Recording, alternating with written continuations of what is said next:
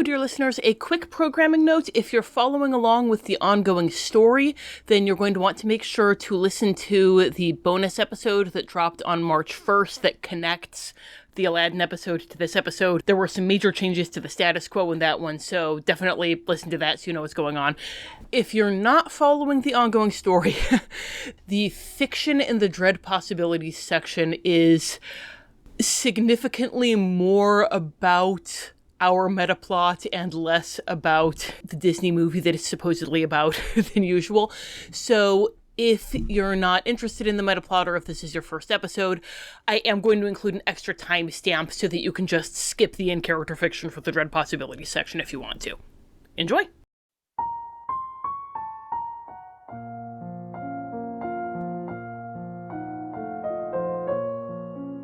The Wonderful World of Darklords. Report 44. Wonderland. It has been some time since I have entered the mists with no idea of what would await me on the other side. A small vial with a label saying "Drink Me" was a fairly unremarkable talisman, although I did wonder whether I would find myself in Borca. If one drinks too much from a bottle from Borca, it is almost certain to disagree with one sooner or later. My new traveling companion only made the experience more unsettling. The company of a warrior as capable as Nebula should have been comforting, particularly because she had sliced away the brand on my flesh before we entered the mists. That way I could not lose myself, speak into it, and betray us. It was excruciating, but I do not regret it in the least. I did still come close to losing myself at several points, but I had no way of communicating with Thanos when I did so. However, her presence could not help but make me think of her father, heightened the sense that we were traveling toward our doom. I can imagine you scoffing, Aslan, as making this blind journey into the mists was entirely my decision. You may hold whatever opinion you like. Thanks to this sojourn, I have a new report, and I am fairly certain that this domain contains no Agrabanian refuse. You have made it quite clear that that is all that matters to you. At any rate, we were surrounded on all sides by the mists and barely able to see more than a foot in front of our faces when the ground gave way beneath us, sending us tumbling into what seemed to be some sort of well. Either the well was very deep, or we fell very slowly, for I had plenty of time as I went down to look about and to wonder exactly when we were going to splatter against the ground. Casting Fly was no help. It accelerated my descent until I hastily ended the spell. Having learned more about the domain's bizarre logic, I believe that this was because flying can mean either traveling through the air under one's own power, or rushing at incredible speed, and the spell had the latter effect. At first when we fell, I could see nothing. As the mists cleared, I looked at the sides of the well and noticed that they were filled with cupboards and bookshelves. Here and there I saw maps and pictures hung upon pegs. It seemed as though we fell for hours, but at last we landed upon a heap of sticks and dry leaves, entirely unharmed, and the fall was over. This combination of improbable physics, domestic details, and helpless frustration was, in retrospect, an excellent introduction to Wonderland.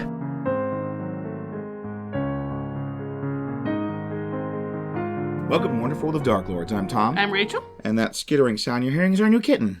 So, opening with a disclaimer, we have an extremely hyperactive little fuzzball who's joined our household and is deciding to contribute to the recording session. We will, of course, pay the picture tax on all our various socials, don't worry. If you listened to our Wreck-It Ralph outtakes, you know that Noisy Cats are a regular... Noisy Cat, because there used to only be one, was a regular part of our recording, but we could usually edit it out, but... I don't think that's going to work with this one, so yeah. We'd have to lock them in another room, and you would have none of that. And we're discussing how to convert Disney movies to Ravenloft domains of dread, even when it seems impossible. And we do 6 impossible domains before breakfast. Along the way, we'll look at the Darklord, the domain itself, some plot hooks and adaptation ideas to integrate this setting into your own campaign, and needle-sharp claws digging into my chest. Why does he do this? Today's episode, Alice in Wonderland. So, wow. Alice in Wonderland has been our white whale for some time. A long time. I'm sorry, guys. We're recording at the dining room table as usual, and he is swinging off the tablecloth. Like Errol Flynn. Like Captain Blood. He was so calm right before we started recording. And ain't always the way. So we've been trying to crack Alice in Wonderland for a while. We knew we wanted this to be the domain that came after Aladdin for metaplot reasons that will become clear as you listen to the D's Journal. Right. But it's really harder than you'd think. Like, because there's so much spooky Alice in Wonderland, you'd think Alice in Wonderland domain would be really easy. It's not. It's really not. There's kind of two things we're doing here. One you could do yourself, and that's spooky Alice in Wonderland. And indeed, in terms of just spooky Alice in Wonderland, you are hurting for choice. There are, just a quick Google, there are 3 movies: Alice in Murderland, Alice in Terrorland, Alice in something, Jan Svangmeyer's Alice. There are multiple video games doing the spooky Alice in Wonderland. There are multiple comics doing a spooky Alice in Wonderland novels. I've read some of them in preparation for this. Piles of stuff. It's the easiest thing in the world for Alice in Wonderland to veer into horror. But the task we have is nothing so simple as spooky Alice in Wonderland. We would not have been agonizing over this for months if that were it. Our task is Alice in Wonderland as a Ravenloft domain. Yes. And for reasons we'll talk about more when we get into more of the specifics of a Ravenloft darklord, that's really challenging. Yeah. And added to that, there's the specific challenges of a Ravenloft domain, but I would say even more so the specific challenges of a Dungeons and Dragons setting. Yes. Because Dungeons and Dragons is a game of external problem solving. And Alice in Wonderland is none of those. Like, if you wanted to do this as either of the World of Darkness Changeling games, it would work great. Yes. Like, she's got her goblin fruit mushroom that makes her grow taller and shorter, depending on which side. And if you just had a game that was all about internal qualities, internal identity, internal strength, sanity, any of those things, that was really about internal growth, it would fit better for that. But Dungeons and Dragons is not really that game. But we really, really wanted to make this work because it's such a common horror thing. Yes. Like, of all the Disney movies that ever have been, certainly I think that we've ever covered, this is probably the one that has the most horror adaptations. Yeah, like even Peter Pan can't touch this, But that... Maybe Snow White? Maybe Snow White. But this is the one that is kind of an overlap of classic children's literature and horror, and we're like, we have to do something like that. If we're trying to do a sort of horror spin on this Disney canon, we have to do that. Just like we had to do Peter Pan. This is part of that canon, not just of Disney, but of kind of children's literature. And this is one of those where, like, the iconography is so strong, right? Like, you get 100 random people.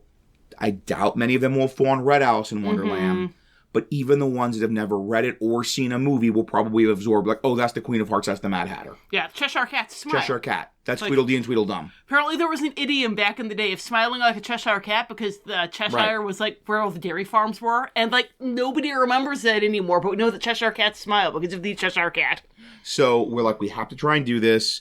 And you'll see in a couple of minutes how we attempted to fit it into that very specific box of Dungeons and Dragons, but even more specific of Ravenloft as a setting, a Ravenloft domain. And let's talk about the hardest part of that adaptation process. The one that literally we, like, I think an entire week before this, almost every night, we would just, like, sit and brainstorm. We're recording this is a little more down to the wire than usual, which is why we're not waiting until Binks isn't settled. Because, like, we had a back burner episode in case we couldn't nail down Alice in Wonderland. We were like, if we have not cracked this by last Friday, we will put it on the back burner. I know we did it, but we would just, of all the episodes we've done, this is the hardest one of adaptation, I think. The most working, the most brainstorming, the most throwing out ideas, talking over our ideas, and a lot of that centers on our darklord, who we will now tell you about in a section we like to call The Lord.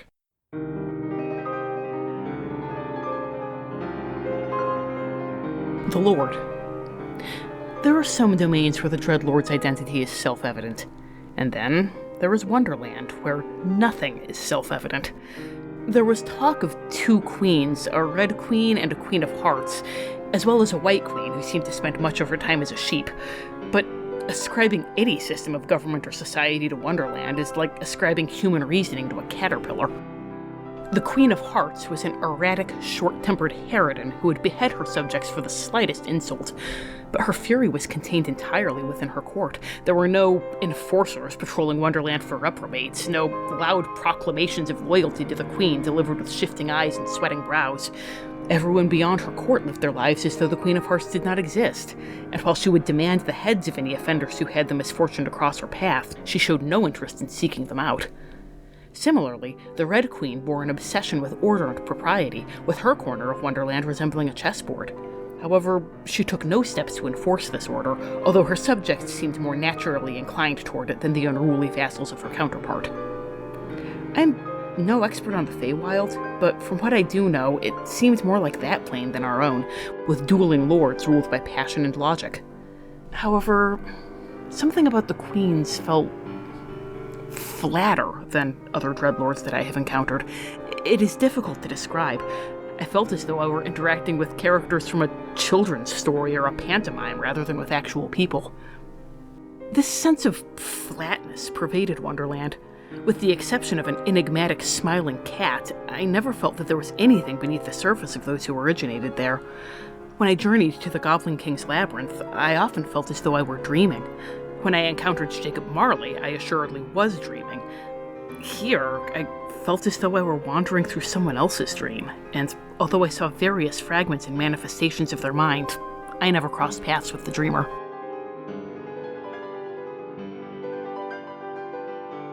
So, Darklord, obvious sort of villain, the one that shows up in Kingdom Hearts, the one that shows up in Disney Villainous, the Queen of Hearts. Mm-hmm. That's not what we're doing. No. Sort of. And this, the one, it was actually suggested, we were doing some stuff with Queen of Hearts, so they did the obvious villain, and Alice in Wonderland came up in our Discord, and our Discord community members and listeners, Fids and DevCon, were talking about it, and I don't remember which first suggested it, but they both really were pitching the idea of Alice. Mm-hmm. And we were like, no, that's way better. Yes, because she, of everyone in Wonderland, she's the one who's a character. Yes. Like, everyone else is just kind of like a symbolic representation of something or other. Yeah. Alice is a character. Yeah, Alice has a psychology, and that's important for reasons we'll get into in a second. Mm-hmm. So, our Darklord is Alice. But also kind of the Queen of Also Hearts. kind of the Hearts. But also kind of the Red Queen, who is not the Queen of Hearts. Yes. Cheapers, people. Cheapers. Mr. Burton. Not that we watched the Tim Burton movie because we don't hate ourselves. But I just read the Wikipedia plot summary. So, our Darklord's Alice, sort of, yes and no. Very Wonderland, right? We're opening with a very Wonderland kind of way. Unlike a lot of people in Wonderland, we'll explain what we mean by that as we sort of talk through that question. Once again, the iconography is so strong. I'm certain you show anyone the picture, they'll say, that's Alice. You know who Alice is. I don't know who a Darklord is. Rachel, recite for us what is a Darklord. Well, a Darklord is an evil being who commits some kind of act of ultimate darkness that causes the dark powers to say, why, hello, new friend, we want to play with you forever. And so they pluck that evil being up and they place them in a domain which is a special hell tailor-made just for them. There are some really great Darklords. There are some really not so great Darklords. So we are going to talk about the 4 qualities that separate the Strahd von Zaroviches from, you know, let's go with one that's real thematically appropriate right now, the Nightmare Court. Uh-huh. So the first of those 4 qualities is that act of ultimate darkness.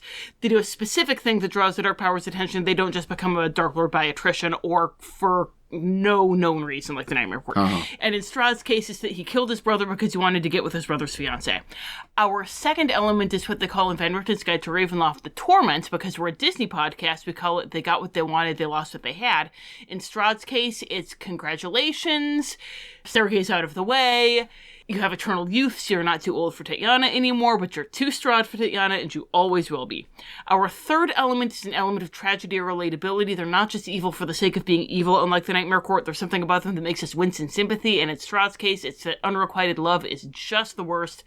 And the fourth element is that the domain reflects the Darklord and their curse in some way. Strahd is the Darklord of spooky gothic Transylvania land. He is not the Darklord of Wonderland.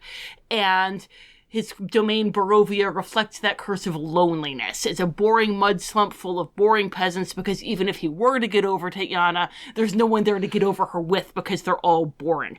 Originally, Queen of Hearts, classic villain of the story, great iconography. If that's someone to name the villain of Alice in Wonderland, they'll say Queen of Hearts. That's part of that shared kind of hive mind osmosis you get just from living in this culture. But when Fids and DevCon pitched Alice, we were like, oh, that makes so much sense, because Alice is the one that has a psychology. Because a lot of those things Rachel just said, a big important component of a successful Darklord is psychological depth. Yeah. They have a psychology. That psychology kind of bleeds over into the domain. And, obviously with Alice, we have the problem if she's not a villain. She didn't have an active ultimate darkness. Right. But that's a lot easier to do than coming up with a whole psychology for the Queen of Hearts that isn't just making her Cora from Once Upon a Time. And in that case, you have to bring in all that Once Upon a Time stuff. Yeah. I love Cora. She's great. But, I hate Cora, but I love to hate Cora. But she's her own thing. And so much of this story is kind of in Alice's mind. Yes. So it just makes sense if this domain is supposed to reflect the psychology of the Darklord. Wonderland reflects the psychology of Alice in a way it reflects no one else. But we had to come up with that active ultimate darkness. Yes. So we are, like many people do, mixing Alice in Wonderland with Through the Looking Glass. Yes. If you didn't know, Tweedledee and Tweedledum are actually in Through the Looking Glass. So that's the big thing that a lot of Through the Looking Glass is not nearly as well known as Alice in Wonderland, but some of it does get mixed in. And in Through the Looking Glass, it's based on chess. That's why we have the Red Queen, the White Queen, and it's sort of modeled on a chessboard. And there's one scene, actually a scene with Tweedledee and Tweedledum, where the Red King is there, and he's sleeping. And this is a really famous part where Tweedledee and Tweedledum say that the Red King is dreaming this world. He's dreaming them, he's dreaming Alice. The whole world is his dream. If he were to wake up, she would disappear. So for a while, we were thinking about having the Red King as a Darklord, because, obviously, right? That's Nightmare Land. That's Domain. That's Darklord. But then we have to make up his whole everything. We know nothing about him other than he's a Red King and he's asleep. So we are imagining that we have this Feywild domain of Wonderland. It's a realm of pure nonsense, of pure chaos. It is a dream of the Red King. The Red King, sort of the arch-Fey of this domain of delight, and is dreaming it. And that's even why it's pure nonsense, because it's all dream logic. Everything in Wonderland operates on dream logic because you're literally in a dream. She wanted to escape responsibility. She wanted to do kind of a Peter Pan thing. She wanted to escape growing up. That is an element some adaptations use. The idea of this is sort of her clinging to childhood, taking a lot from Peter Pan. And so she gets there, but it's all nonsense. It's all horrible. She wants a world where she can escape from responsibility. She can kind of escape from the burdens of reality, but not Wonderland. And we are imagining, and this is, once again, we have to get dark here for Ravenloft domain. She learned about the Red King. She killed the Red King, for that's Octopus Darkness, and then she became the Dreamer. Yeah, because she was like, if I kill the Red King, one of two things is going to happen. Either this whole world is going to collapse, and that means that I get to ride out of it. Right, yeah. Or maybe I get to be the Dreamer and I get to make it a little less awful. Right, or it's I kind at of least like get to have some control. The holodeck, yeah. Yeah. I get to rule this world. And so she fell asleep, but in doing so, she had changed so much in Wonderland, she lost a lot of her identity. She didn't know who she was anymore, so her kind of self broke into three pieces. Because this was a thing, it's not so much a thing in the Disney movie, because I think it's too existential and scary. Yeah. But it was a really compelling horror element from the book. And that was the idea that Alice has changed so much, she doesn't know who she is. So there's the whole bit where she's, well, okay, I don't know if I'm Alice anymore. Well, if I'm not Alice, who am I? I hope I'm not Mabel. Mabel is this classmate of mine who's so dumb. I sure hope I'm not Mabel. And then later, as she's like growing and shrinking and everything, she's having I'm changing so much on the outside. Am I changing just as much on the inside? And just, we both found that to be just a really, a great horror kernel to build the whole thing around. And it's a horror kernel that hasn't done as much. Yeah. Because once again, you are hurting. You are spoiling for choice with Spooky Alice in Wonderland. Right? If we were like, what if the Queen of Heads murdered people with a bloody axe and Tweedledee and Tweedledum had spooky faces? Like, the Cheshire Cat ate your face. Like, anyone can do that. American McGee did that in the 2000s in a video game. We wanted to dig into something more essential to Wonderland and what Wonderland is and the horror potential of Wonderland. And that really struck both of us, as Rachel mentioned. The idea that, like, in Wonderland, you change, and in that changing, you lose your identity. Mm-hmm. And so she becomes the dreamer, and she's dreaming, and all of Wonderland is her dream, and she's in the dream, and she's kind of split into three persons.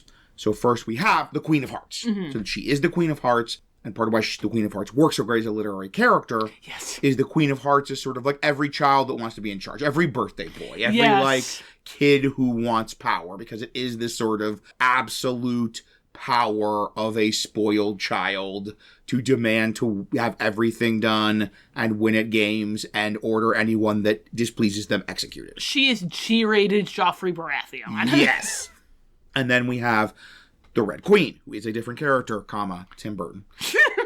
And the Red Queen, I remember when we were coming up with the darklord, you're like, well, I guess we could do the thing where the Queen of Hearts and the Red Queen are the same. And I gave you this look. Like, no, honey, we're not doing that. We could. Or we could do a good idea.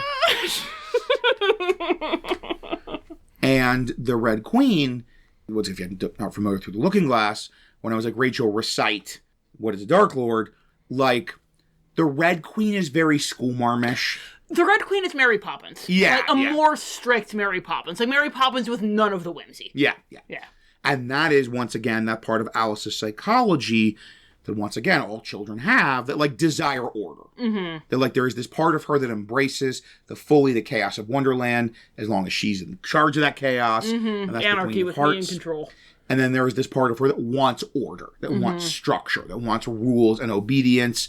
And that manifests as the Red Queen, who's kind of the mirror image, shadow, opposite reflection of the Queen of Hearts. And we really liked this because if any of you have ever interacted with kids, you know these are the twin poles of childhood. Of all children. That chaos and order. Yes, they desperately want order and structure, but they also desperately want to not be told what to do. Yes, and want chaos and want everything to be like silly and crazy. But as long as they're in charge of the silliness and craziness. Yes. And then finally, that third person, there's the little girl. There's this like little piece of Alice. And no one knows these are the same three people. Like, even they don't. Like, the Queen of Hearts is not aware, in so much as anyone in Wonderland's aware of anything, that she is the Red Queen and she is Alice. So we do still have that little girl in the blue dress wandering around Wonderland, just sort of having encounters. And that's her desire. We have her chaos, her order, and then Alice is her desire to go home. And those are sort of the three most important parts of her psychology that play into this. Although there could be other things, like if you wanted to dig into this and have this a big part of your story, you could have something like the Jabberwockies, her desire to destroy everything. Yeah, we're not doing a whole lot with the Jabberwocky in this version, but especially if you have a really combat-heavy group, then having part of Alice is the kaiju that just wants to destroy Wonderland is going to be great for your group. Yes. So, long walk to our Act of Ultimate Darkness. But it wasn't just an Act of Ultimate Darkness, it was the sort of whole conceit of the domain. Is that this is Alice's dream, and in that dream she's represented primarily in these three characters. Then we have, related to that, the torment. Got what they wanted, lost what they had. She gets to rule. No one tells her what to do. She can order anyone executed, but it's total chaos. She can never impose any kind of order or structure. Even if she tries as the Red Queen, it all dissolves into nonsense.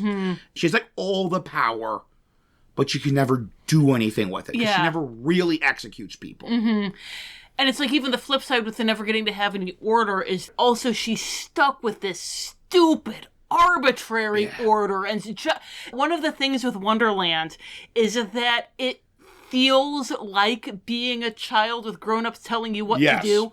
And, like, as the Red Queen, she's, like, part of this order, but it's still this externally imposed order telling her what to do constantly. And she gets to be the enforcer of that order, but it still exists. Right. She has this world of her dreams, but it's just a dream. And it's a very dark dream. It's maybe a nightmare. Not a nightmare and, like, blood and the Cheshire Cat's eating your face, but, like, just nothing makes any sense and everything's chaos and she's still trapped. Trapped as she ever was. Part of her is still Alice. She's stuck in that nonsense. So, element of tragedy and relatability, Wonderland sucks. Wonderland sucks. Like, Wonderland is awful. Yeah, I've never understood. I know there are people who love Alice in Wonderland. I know where people are like, it's their favorite book. Like, they've got, like, Alice in Wonderland art everywhere. And, like, I respect that. I wish I could see it the way you see it. Like, I respect it as a work of literature. And yes, absolutely. It's a staggering achievement in children's literature. But, like, when I was a kid, I hated this movie just because it was everything I hated about being a kid. Yes. It was just people screaming at Alice for breaking rules that she didn't know existed. And it's just that, the domain. And she's supposedly the lord of that domain, but that's still happening. She really, like, deep down is the little girl trapped in this sort of horrible nightmare version of the adult world. And that's who she truly is. Like, that's her truest self. So she's a little less irredeemable than our usual darklord. Even, like, I don't love the whole murdering the Red King, because that is, you know, Alice is this very, like, great character. But we needed something. Like, we kind of we're trapped in this sort of like Alice, we are trapped in the logic of we need to have this act of ultimate darkness. And, like, if you're okay with having more of a vague nightmare court style darklord, we'll talk in AUs about the possibility of the Red King as a darklord who's kind of feeding on Alice. And this is, like, what he does to people. And that way you get to save Alice, which is great. And then finally, the main freaking darklord personality. Of course, this is the easy one. This is, like, is literally her dream. It is literally her nightmare. It is her self. Her brain is in chaos. She is a child looking at the adult world, not liking what she sees. And this is that adult world. This is like the child's nightmare version of the adult world. And as we said, everyone just yells at you for breaking rules you didn't know about. And part of that domain reflecting, a big breakthrough was that in our version, the PCs are sort of being the Alice. Like, they are in this wonderland. They are in this world of nonsense. And it's trying to drive them mad. And it is trying to make them change so much and have so much chaos that they forget who they are. Like, ultimately, that's, like, Wonderland. We kept using the word, like, it's feeding. It's feeding on Alice. It was feeding on Alice. Now it's feeding on the PCs. One of the things, so when we're talking about it kind of feeding on the PCs and, like, trying to put them in that Alice role, another thing that, like, is right there in the text and that you can bring out here is that Wonderland is deliberately messing with them. That, like, Wonderland is trying to drive them mad and make them forget their identities, because that's kind of how Alice is able to sustain herself. And we even see that in the book, because there's the whole, in that scene with the drink me bottle, which was the first time little Rachel just completely noped out, because I was like, no, it's not fair! She can't get through the door! But in the scene with the drink me bottle, I don't remember if this was in the Disney movie, but we watched a mini-series adaptation when we were preparing for this, where she, like, walks into an empty room and sees all the doors, and then she turns around and there's a table there that wasn't there before, and it has the drink me bottle sitting on it, and that really is how it's described in the book. That, like, suddenly she notices a table there, and, you know, the implication is it wasn't there before. And Wonderland kind of put these doors in front of her, like, as bait, and now here's the hook. And, like, I don't think she notices the key until after she's already shrunk. So it might even be that, like, Wonderland is like, oh, yep, you drank. Oh, look at that, a key. Oh, silly you didn't notice. No, she sees the key. Okay. And then there's the drink me bottle, and she drinks it, and she, like, forgot to put the key in her pocket. Right, yes. And then she sees her little thing of cake to say, eat me, and Wonderland is just the worst and is deliberately messing with her, and there can be some of that with, you know, the PCs. Wonderland is deliberately trying to drive them mad. Like, the world is alive and hostile to them. So that is our sort of, like, psychology backstory, very high concept thing we came up for our Darklord, our Alice / the Red Queen / the Queen of Hearts. Oh, look, Darklord, another cooler dream domain about stories. Yes. And all of that does, like, fit into the general narrative feel of Wonderland. But then we have something a little harder, which is in the Veneratant's Guide to Ravenloft. It doesn't give the full write-up, which makes our job easier, but it gives the stat similar to A. Yeah. And so we need, like, something to be your baseline in countering Alice. But having even one thing is kind of against the spirit of what we're doing with this character. Yes. Like the idea of everything is this dream and it's all super fluid and her identity is shattered and all of that. But fortunately, as Rachel sarcastically hinted, we have some experience with this idea of a more dreamlike narrative, story-based domain in a couple of ways, including our Labyrinth episode, which you should listen to if you hadn't. And what we ended up doing with that was taking this concept of the Eladrin. And it's, I believe, from Mordenkainen's, and it's 4 sort of stat blocks for the 4 seasons. You know, summer Eladrin, winter Eladrin, autumn Eladrin, spring Eladrin. And they had a kind of a base stat block, but they each had different powers associated with sort of an emotion connected with that season. And we were like, oh, Jareth, because sometimes he's more like this, sometimes he's more like this. And so the idea that he manifests different Eladrin stat blocks and different encounters with him. And similarly, we would use that as a basis of whenever you're encountering an aspect of Alice, you would kind of pick of the 4 which sort of fits that the most. So the anger-based one would be, of course, like Queen of Hearts. Yes. Whereas the colder one, the more intellect-based one, would be a good Red Queen. Yes. Now, then we have in the Vanguard Side of Ravenloft, they say that base, and then they give their specific domain lord powers. And once again, this is the kind of thing they normally do, would be a bit too objective games rules, stat blocks for our weird dream space. And it's like, what even is sort of like the Queen of Hearts powers? Like, yeah.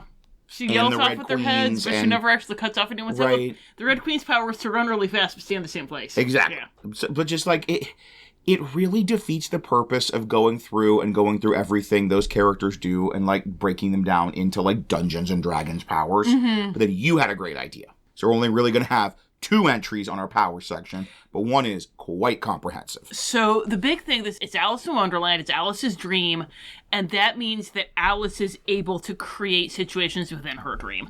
We're very much, once again, shocker, taking from the Nightmare Lands. And the idea of the dream powers and the idea that, like, they can spend a little part of themselves to change the dreamscape in a way that's going to mess with the PCs. Because ultimately, what Alice wants, she's like in this kind of free floating land of weirdness, but she's still human. She needs to ground herself, and she needs to absorb that from the PCs. Yes. And, like, she might not even realize that she's hurting them. Yes. But that by breaking them down, by driving them insane, by making them these, like, crazed Wonderland creatures, she's taking that humanity and grounding herself and stopping herself from losing herself completely in the dream. And part of it, there's this theme in Wonderland of consumption. Like the eat me, the drink me, the walrus and the carpenter. There's this idea of just everything in Wonderland getting eaten, and this idea that Alice wants to eat your humanity in order to sustain herself feels very right. To sort of eat the part of you that's not Wonderland. Like, Wonderland needs to pull in people that are not Wonderland, but then absorb them. Because that's kind of what she's trying to preserve, is the sort of vitamins and nutrients of a non-Wonderland identity. Yeah, as we cited in our Labyrinth episode, a quote by Keith David that was not written by anyone else. Though the other mother wants something to love that isn't her, or maybe she just loves something to eat. And Alice just needs something to eat. Like, she's not going to get into, like, a creepier relationship with you like the other mother or Jareth. This is purely a matter of consumption, and she knows it. She just wants to drive you mad and eat that part of you. And once again, with the other mother, with Jareth, it's more like intentional and conscious, where it's this whole Alice, this might not even be something she's consciously doing. It's just kind of a biological function. Maybe just her kind of subconscious dreaming mind is doing this, and it's not like that she's willing Wonderland to try and break down the PC's kind of identity and sense of self.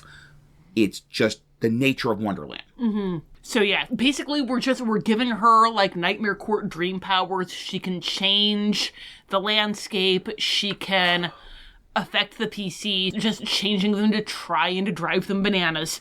And it could even be that, in so doing, that kind of drains her own stability and identity. Like, the more she changes Wonderland to mess with the PCs, the more it takes out of her. And that's how you can kind of be putting a brake on it, that she doesn't have unlimited power. She needs to stop and rest for a minute to recharge her batteries. But that gives you a lot of things to play with. It does indeed, yes.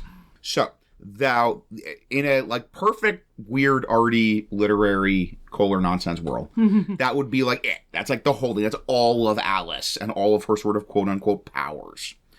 But there is the power all darklords, even a psyche-fractured, dreaming little girl has.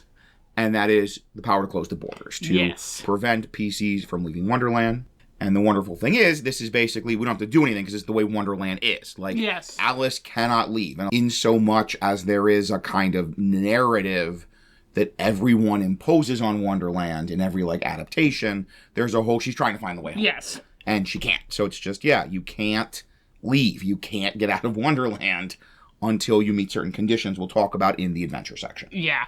And if you want, like, the fun visual of them trying to leave Wonderland, but they can't, there was all my elder millennial / younger Gen X. I'm going to give you a Proustian sense memory here.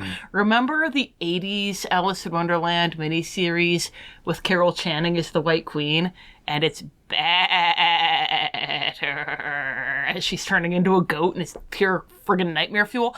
One of the nightmare fueliest parts of that entire miniseries, and there were a lot of them, was at kind of the dividing line between the Alice in Wonderland part and the Through the Looking Glass part. She thinks she's gotten home again.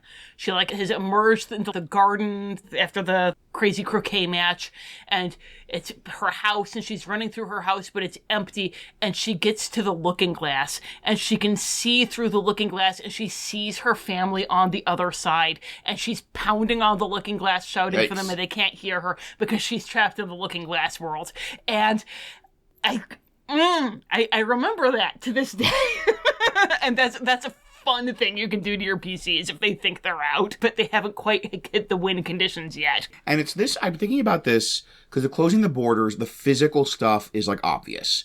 But if you have a really high-level party that can do stuff like Dimension Door or Plane Shift, then I get that's also what closing the borders is for. Yes. And that's going to feel a little more frustrating. But not in Wonderland. Yes. Like, I love you have this built-in, like, no, of course Plane Shift doesn't get you out of Wonderland. Of course it's Plane Shift doesn't Wonderland. get you out of Like, it's this nightmare imagination dream dimension. So, of course, you can't cast Dimension Door and leave Wonderland. And then you even can have that visual if they tried to cast Dimension Door or Plane Shift. Yes. They cast the Dimension Door, but it's the other side of the looking glass and they're just pounding on it. Ah, so good. And then just like all these adaptations, it then immediately gives your PCs this strong motivation of like, we cannot leave here until we do X, which is something we'll talk more about, but how potentially that'll look in the adventure section. But first, kind of one more thing, back to this sort of more comfortable text-based Spirit of Wonderland, not stat blocks, but words. The role-playing trait, ideal, bond, and flaw. And in Van Richten's guide, these are all quotes from the Darklords, and they can just make up their own quotes, but we, as much as possible, even when it deeply troubles us, like Callahan, we try and use the quotes from the thing itself. And this is one where normally one of us comes up with a whole bunch of appropriate quotes, and we kind of talk on mic and pick out the 4 we want to use for role-playing trait, ideal, bond, and flaw. We're doing a different procedure here. I think the last time we did this might have actually been Labyrinth as well. It might have been, yeah. Yeah, because there's so many. Like with Labyrinth, it's like, okay, there's just songs. There's like multiple songs we could pull lyrics from. And with this, it's like, there's so much evocative dialogue. Yes. Like especially going back to the book. Yes, exactly. Neither of us, as we've mentioned, were like, grew up loving this book.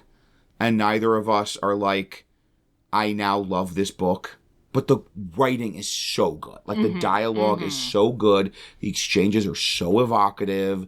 They're so, like, fun wordplay, logic, nonsense, but also with, like, edges of creepiness to them. In that kind of pop culture osmosis, you know, I've never read the book or seen a movie, but I know who the Queen of Hearts is. Right. Or I can see that image of Alice at the tea party. And no, it's Alice at the tea party with the Mad Hatter. I'm willing to bet, once again, that some quotes could show up because it's such a quotable book. So what we did, we each just looked at potential quotes and tried to find our ideas for role-playing trait, ideals, bond, and flaw. So we are going to share them with each other and discuss what we think is the best fit for our version of Alice.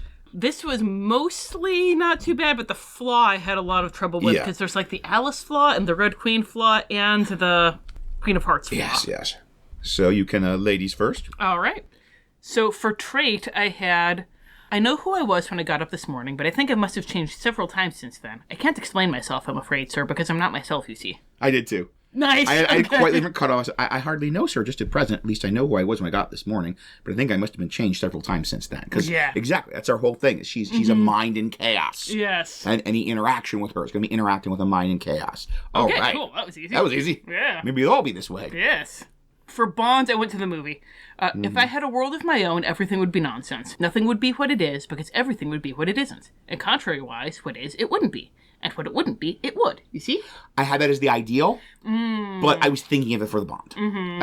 I was actually like I put it in Bond and then moved it to ideal. Mm-hmm. And I thought ideal just because, once again, that a desire for a world of her own and a desire for, like, chaos, like nonsense, that rejection of kind of adult reason was such a big motivator for our kind of version of Alice. Yeah. But I can also see Bond because one can set Bond to Wonderland. Yes. And to nonsense. I had for ideal, I don't know what you mean by your way. All the ways about here belong to me. Ooh, that's really good. Yeah, okay, let's do that. Okay. In the movie, they had it as always here are my ways, but in the book, it was that. What was your Bond? My Bond was, dear, how queer everything is today. And yesterday, things went on just as usual. I wonder if I've changed in the night. Let me think. Was I the same when I got up this morning? I almost think I can remember feeling a little different. But if I'm not the same, the next question is, who in the world am I? Ah, that's the great puzzle. And it's kind of the same as the role-playing trait. The idea that the Bond is almost as she has no Bond? Yeah, exactly. The Bond is chaos. Is it? Yeah, that's what I was going for. Yeah. How about your flaw? For flaw, it depends on whether we're going for Alice or the Queen of Hearts. Because obviously the Queen of Hearts is flaws off with his head, right? For Alice, I give myself good advice, but I very seldom follow it. That is a really good one. For flaw, I have, well, this is grand, said Alice. I never expected I should be a queen so soon. And I'll tell you what it is, your majesty. She went on in a severe tone. She was always rather fond of scolding herself. It'll never do for you to be lolling around on the grass like that. Queens have to be dignified, you know. Oh, I like that. Because that's the whole, like, that she's a child pretending to be exactly. Sort of scolding herself and then, like, have to pretend to be queen. So you cool with that, Azar? Absolutely, yeah. All right, excellent. So do you want it? I feel like I'm dominating here. Do you want to do mine for Bond, since we both had that somewhere? The one that you had for Ideal? Yeah. We'll do that for Bond, absolutely. If I had a world of my own, everything would be nonsense. We'll do that for Bond, and then my ways or your ways for Ideal. Cool. All right, cool. That was all right. simpler than I thought. Wow, yeah. Considering it was just a fire hose of great quotes. So, and then the hardest part of this whole process, the part that we most just brainstormed and pitched ideas and refined ideas, was for the reason we mentioned, we knew we wanted to do Alice the Darklord. That's such a good idea. But how we get Alice to be the Darklord. And a much simpler thing, a thing that drew us to this, a thing that, like, we were able to nail down the sort of notes and ideas for that very easily, was how to have Wonderland itself as a setting. And let's talk about that setting in a section we like to call... A kitten is eating my wrist. I'm sorry, it's a section we like to call The Land.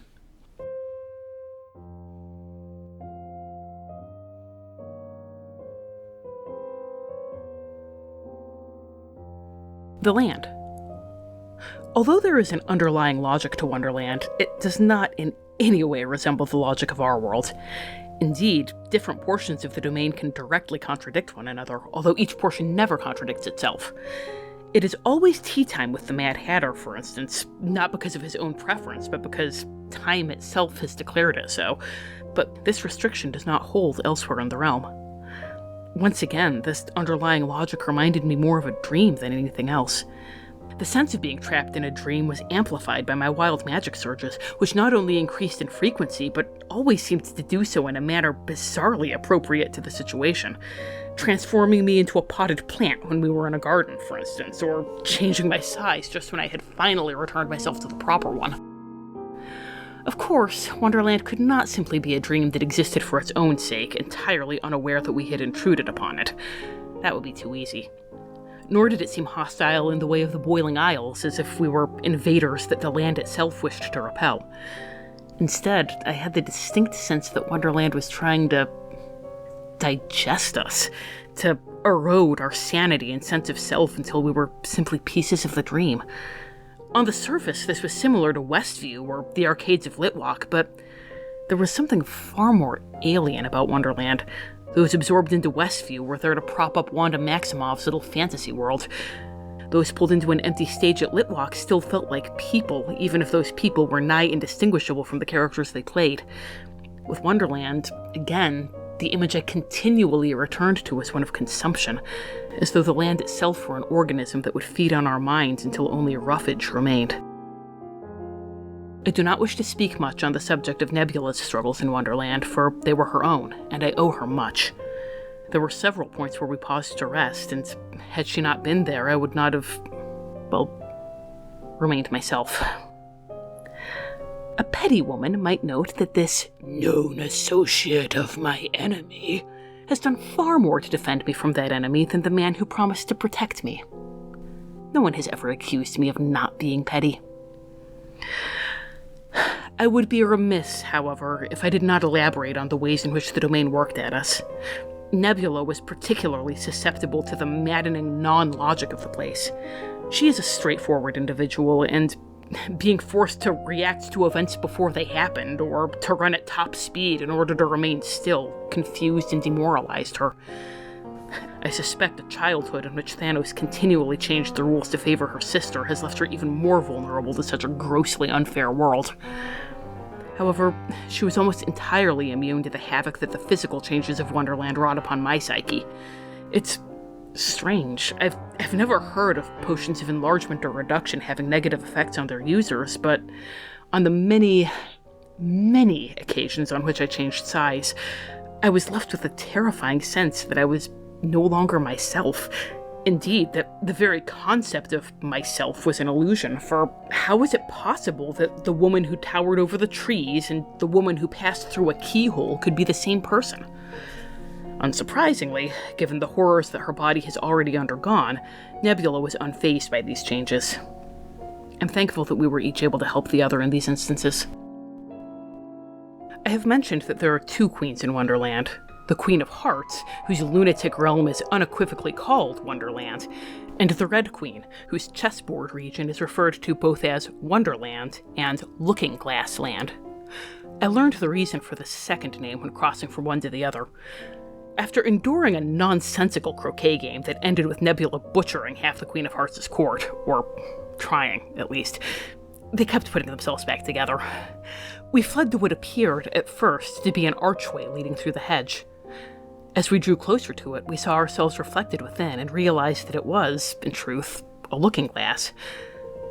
Something about my reflection unsettled me, but I thought nothing of it. Everything in Wonderland unsettled me. The hedge seemed impervious to damage, and we could find no other way through, so we determined to find some way to break the looking glass and move on. I reached out and touched the surface, and as I did, my hand passed through it as though it were made of water. I felt fingers wrap around my wrist. My face contorted in surprise, but that of my reflection remained cold and impassive, and I could see now that her eyes were paler than my own. The iris is nearly white. She yanked me through the looking glass with such force that I tumbled to the grass on the other side. In a cold monotone, Thanos' daughter said, "You always have been easy for me to subdue." So, Wonderland is not a country. Let's start with that. And this is something that, as we're watching, looking at adaptations, that people make this mistake. Tim Burton, for example, not only the mistake of conflating the Red Queen and the Queen of Hearts, but I think the deeper sort of flaw of his movie is a similar flaw we saw in the Once Upon a Time in Wonderland miniseries, which had a lot of stuff we enjoyed in it.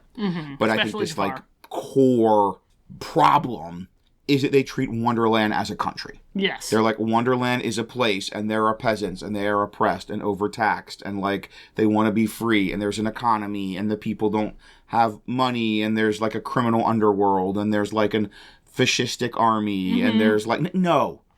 There's not the oppressed peasantry of Wonderland who want to lower wonder taxes. Or like the resistance. Where the Red Queen's doing this and here's the resistance. I'm like, no, there's not a resistance. It's not a political or economic story. I mentioned in the Sailor Moon episode that I have been reading a YA novel that was very Sailor Moon inspired, and I didn't say then that it was an Alice in Wonderland retelling because I didn't want to spoil that we were getting ready for Alice in Wonderland, but it was. If you want to read a book that's like 60% Buffy, 30% Sailor Moon, 10% Wonderland, maybe only 5% Wonderland, and has a really awesome Black Buffy. Read A Blade So Black by L.L. McKinney. It will give you exactly what you're looking for. It is literally that. Yes. I was reading it as a Wonderland retelling, and it is not that. And one of the things with it was you got this whole backstory of there was the Red Queen and the White Queen, and they had been sisters, and there was a war, and the Mad Hatter had been the Black Knight. Sorry, spoilers. And, all this. And it's just, as soon as you start bringing in, history and backstory and psychologies for any character except Alice, you've lost Wonderland. Right. It's not a place. It's not a country. It is a bad dream, an unpleasant dream. It is just chaos and awfulness and lunacy. And nobody has any psychology. Nobody has a dark secret or a childhood trauma, a head-related childhood trauma. They're just mean dream jerks. So that's what we're starting with. We're not going to give you the court politics or history or psychology or economy or principal export. The principal export is red roses. No, it's... and sometimes they only get white roses, so they have to paint them red. Yeah. No, it's just a really bad dream. And in our version of Wonderland, much like many adaptations, we're also mixing it with because we mentioned the Red Queen, and when we mentioned we're mixing it with Through the Looking Glass. So we're kind of imagining there's two regions. There's two halves of Wonderland. And one is the chessboard, and one is Wonderland proper. And the chessboard is ruled by the Red Queen. And that is, as we mentioned, kind of Alice's desire for order. Her futile and impossible desire for order. And it is more ordered. There are stricter rules. And there's this chess-themed movement. It's divided into these squares.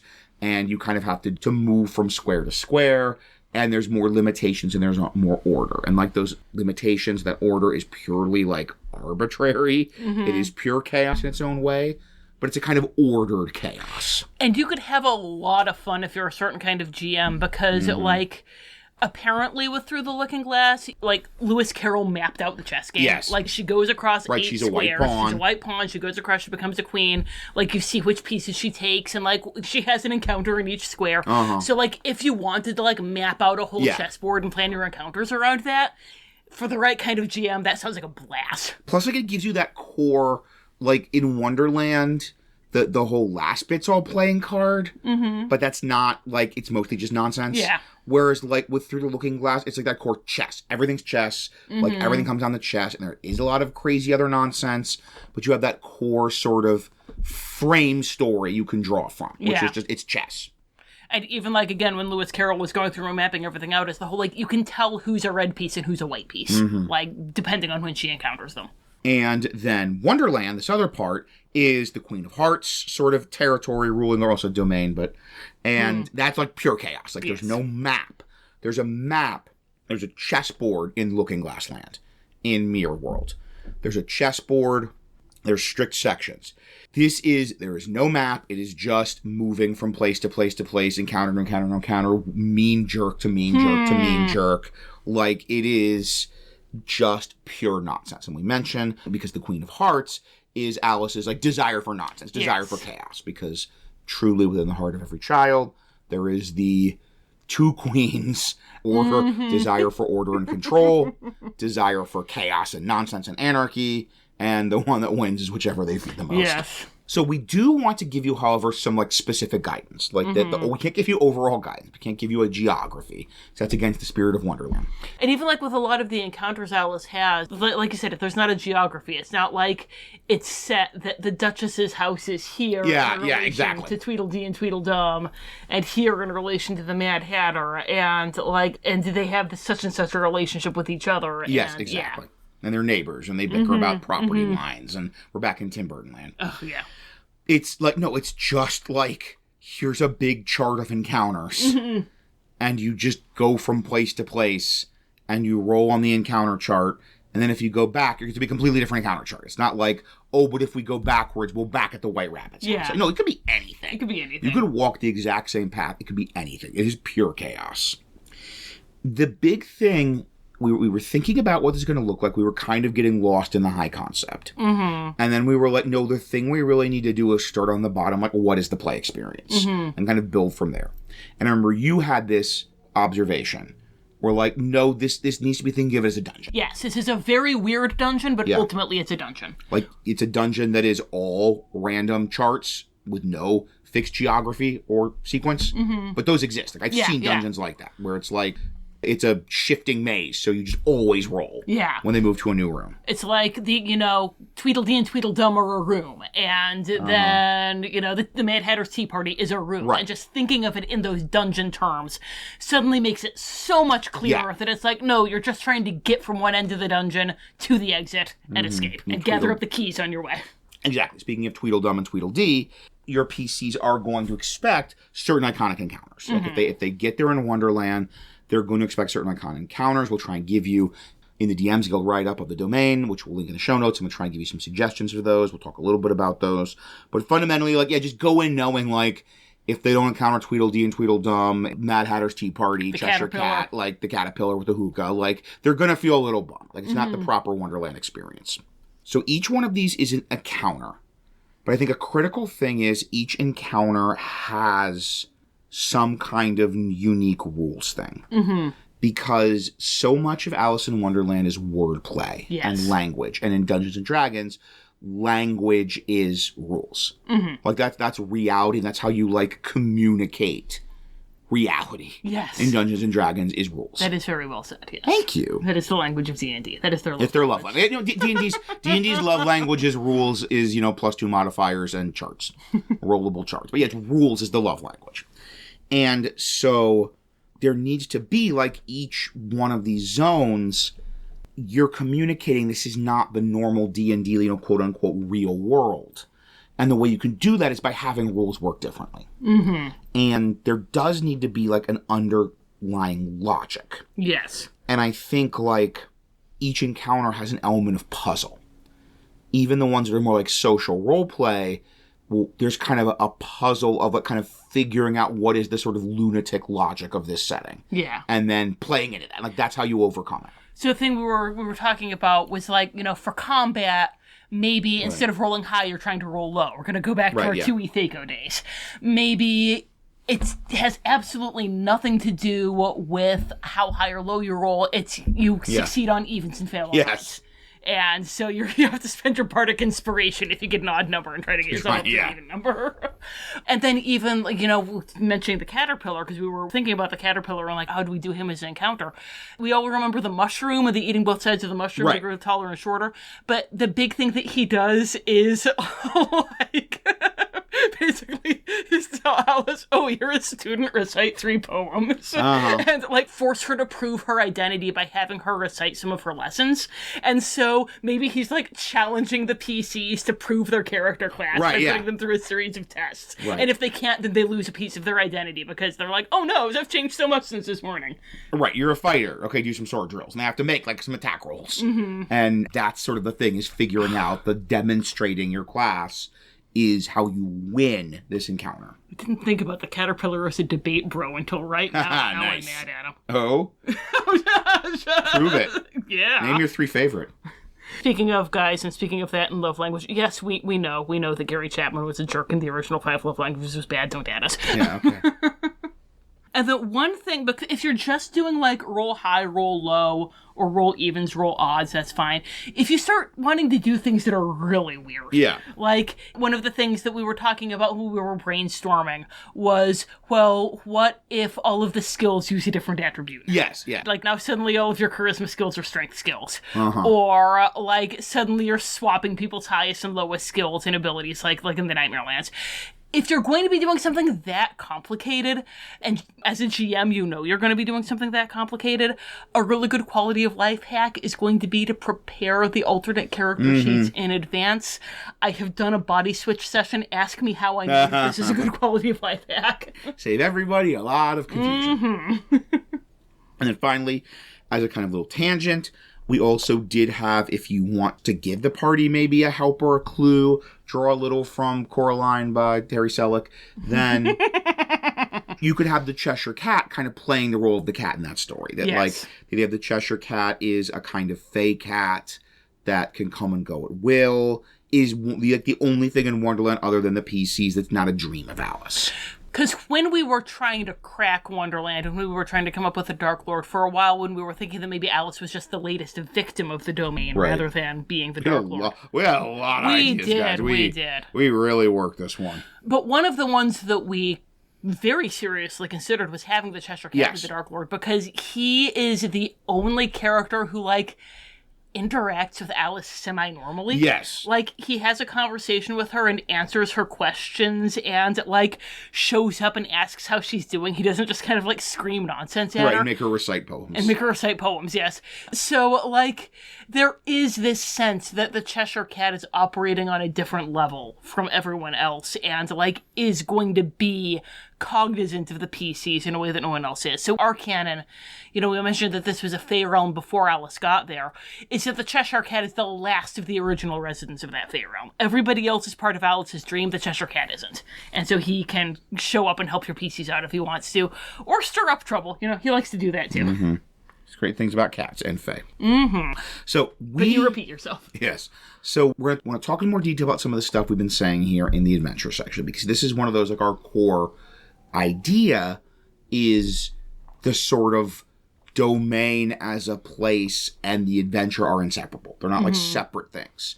So we are, like, a little bit arbitrarily, a lot of this, like, could be swapped around, but we hope this gives you a basic, like, idea of our conception of Wonderland as a space that PCs experience.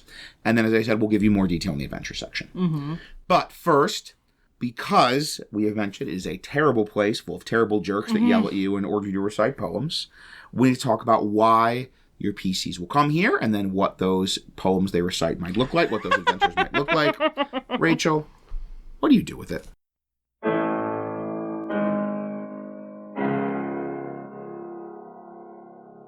Dread possibilities. My mirror self acted as though she wished to have a conversation with me, but I wanted none of it. I attacked her with everything I had, and she quickly turned invisible and fled. Soon afterward, Nebula and I encountered the Red Queen, who informed us that we were pawns on her chessboard. Should we reach the other side, we would become queens and could leave if we wished. After a protracted conversation filled with appalling excuses for logic, I determined that we could become whatever piece we wanted, which also meant becoming myself. So whichever version of me reached the end of the chessboard first would become me, while the other would be absorbed into her, or perhaps left in Wonderland to rot. This talk of multiple selves made the Red Queen increasingly agitated, and she finally dismissed me in a huff, which was all well and good as far as I was concerned. Thanks to this maddening conversation, Thanos' daughter already had too much of a head start for my liking. I needn't have worried. After about an hour, Nebula became distracted trying to kill a particularly abrasive anthropomorphic egg. I tried to get her to move on, but when it became clear that she would not leave until she had smashed the thing to pieces, I decided to scout ahead into the forest. I thought you would never leave the traitor behind, my own voice said from the trees, as cold and flat as a looking glass. I tensed, my eyes flicking over the forest. Do not waste your time. I'm invisible. It seemed the only way I could get you to talk. I've been waiting for you. Waiting for me or following me? I remember being you in my dreams. You don't strike me as having enough imagination to navigate this place. When she was silent, I scoffed. I thought as much. That's the real reason you haven't tried to kill me. You need me in order to escape. Parasite. I am no parasite. I am you. That is why I know that you will let me leave first. You would rather be me than yourself. I scoffed again. I take it back. You do have an imagination. As I said, I am you. I know what you want. You are not a leader, Danielle. You long for someone to follow. Max, Binks, now Aslan. Why do you think so many saw that in you? Not just our father, but Jareth, Bellows, even as far back as Alma Madrigal. You make a show of resisting, likely because you wish to test the boundaries as any child does, but in the end, you yearn for an older brother, a father. A master. Sure, of course. I think that Aslan can tell you exactly how much I yearn for a master. I was getting a sense of where her voice was coming from, and I made a big show of peering in the wrong direction.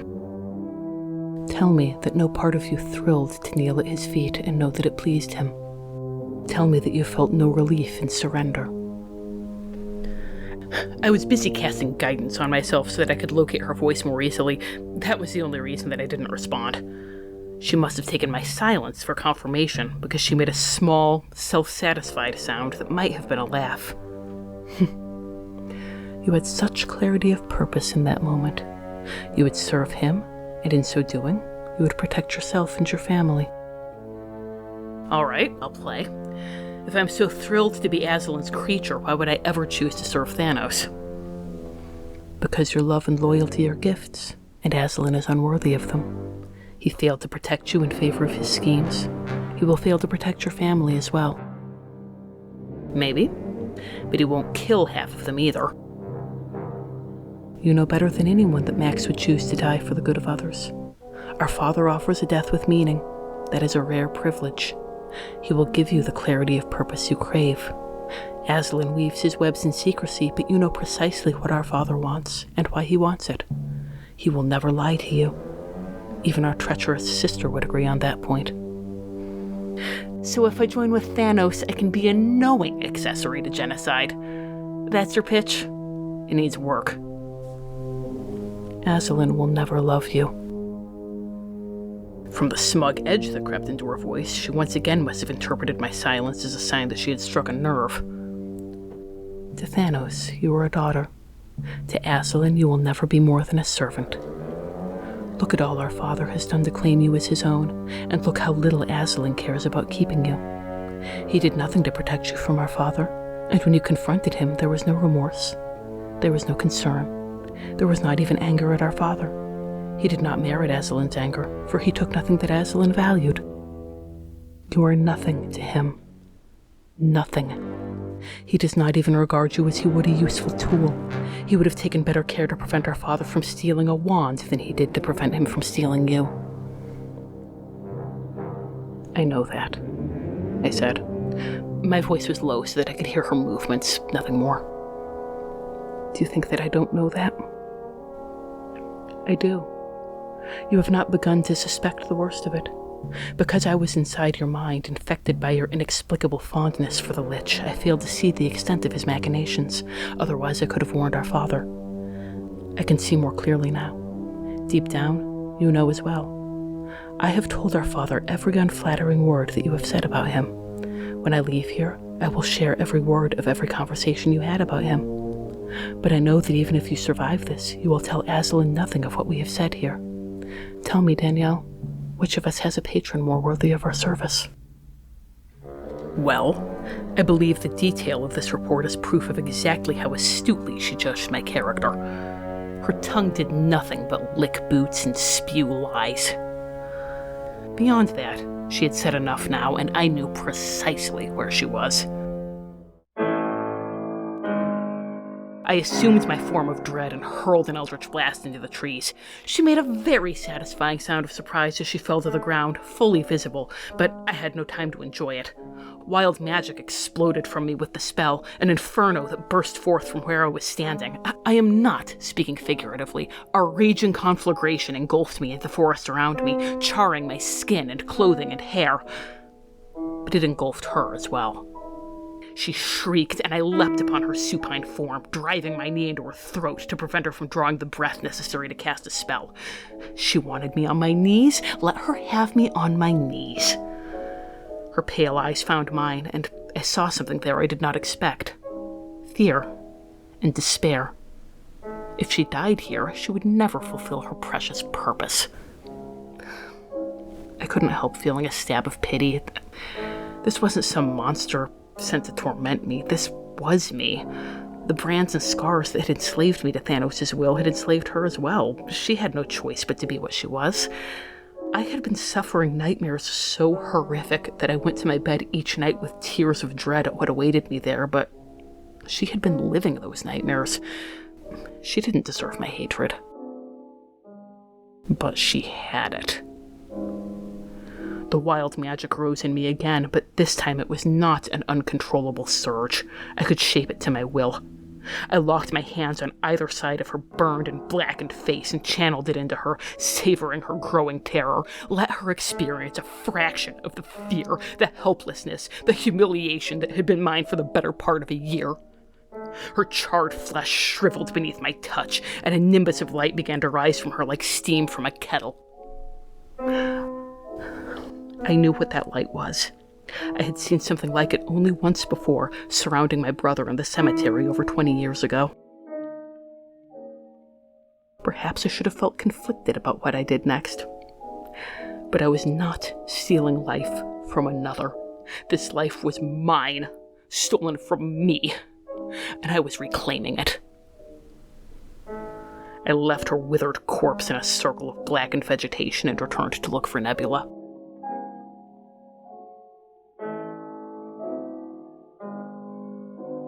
I want adventure in the great wide somewhere. I want it more than I can tell. That's how we end up in Wonderland. Yeah, right, exactly. Which is, normally this is the part of the adventure where we try and come up with reasons your PCs would go to Wonderland. There's always in Ravenloft the classic, the Mist /DM, picks them up, scoops them up, and drops them there. Like your classic Curse of Strahd, Barovia, like you just show up here because it was misty. And we usually want something a little more intentional, like something that would motivate your PCs to come to the domain. That is not the case. No. That's some Tim Burton stuff right there. We want to come on a trade caravan to get some red roses and sell grain in Wonderland. But the Red Queen's taxes are so... No. It is a pure accident. I do actually, this is live, baby. Live, baby. Because we have in our notes, that it's a pure accident. We don't want it to be intentional at all. But I do feel like there does have to be a choice involved. Right. Like it is that she follows the rabbit. Right, yeah. She goes through the looking glass. Like, dangle something in front of your PCs Yes. that they can't resist, lure them into Wonderland, and then mess with their little heads. And, like, a lot of times with these kind of things, like with Labyrinth and all, we could have it be you're trying to rescue someone. Like someone disappeared and you're like retrace their steps and you find your way there. I wouldn't even necessarily do that with here because it has to be that just like so random and so incidental. The only thing would be like if they went into Wonderland right in front of your face. So like you saw Alice fall down the rabbit hole and you immediately went and followed her. But not like, we traced her steps and we went around the garden where she disappeared. Yes. We found this rabbit hole and we saw a little bit of blue thread at the edge of the... No, none of that. None of that. Alice has to be your white rabbit.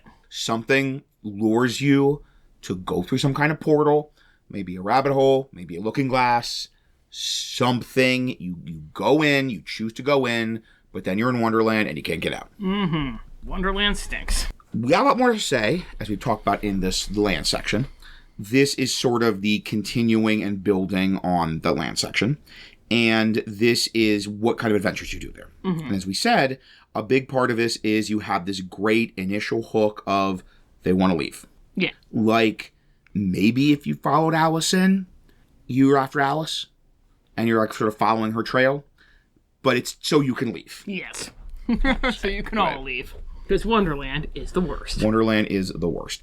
Now, in both the books, you do have this kind of very broad, almost non-motive, but it's something. Especially in the first book, because she sees this beautiful garden, and then a huge chunk of this book, of the original Alice in Wonderland, whenever there's like a decision to make, she's like, I want to go to the garden.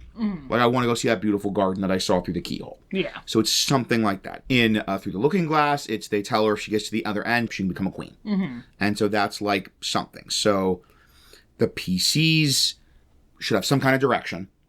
It should be, okay, we want to leave, or we want to find Alice, and they should get some kind of hint of like, if you get to the end, the other side of Wonderland, you can leave. Or if you find the Queen of Hearts, you can leave. She could let you go. She's the queen. She can do anything. And that just gives them, like, they just need, like, a thread to follow. Yes. It can't just be, we want to go home and we're wandering from place to place to place until we, like, have enough successful encounters and we get to leave. Yeah, that is... There's some thread. The one logical thing that we can put into Wonderland. And so then, as we mentioned, it should be a series of basically encounters that are random. And each encounter is a kind of puzzle, as we mentioned. That there's obviously combat, figuring out the sort of new rules. Do you need to roll odds or evens? You could even go to the chess thing and have one where each PC, you assign them a chess piece type. Call it the battle map, but it's literally a chessboard. Yes. And they can only move as a type of chess piece. Mm-hmm. So that's like sort of the puzzle. But like even with the social encounters, like the Mad Hatter's Tea Party, we would use as our big example of a social encounter. And it's about finding that kind of logic, that internal logic of the scene, and then doing something with that logic. So I know you had a great example of this. Yes. So with the Mad Hatter's Tea Party, there's this whole bit, everyone always forgets about it because of all the unbirthday stuff and everything. It's not really much in the Disney movie. Yeah, I was about to say, I don't think it's in the Disney movie. But there's this whole thing about how he had to go perform for the Queen of Hearts. And he sang a song for her. And she says, "Oh no, you're murdering the time," which is, a way of saying that he has no rhythm. And because he was murdering the time no longer wants to talk to the Mad Hatter. Time is angry with the Mad Hatter. So it's always tea time. Right, that's why it's sort of the eternal tea party. Yes. So it's always tea time. And there's even the, when their teacups and their tea things get dirty, they can't wash them because it's never washing time. They have to just move over one seat to the next, to the next teacup and tea, cake.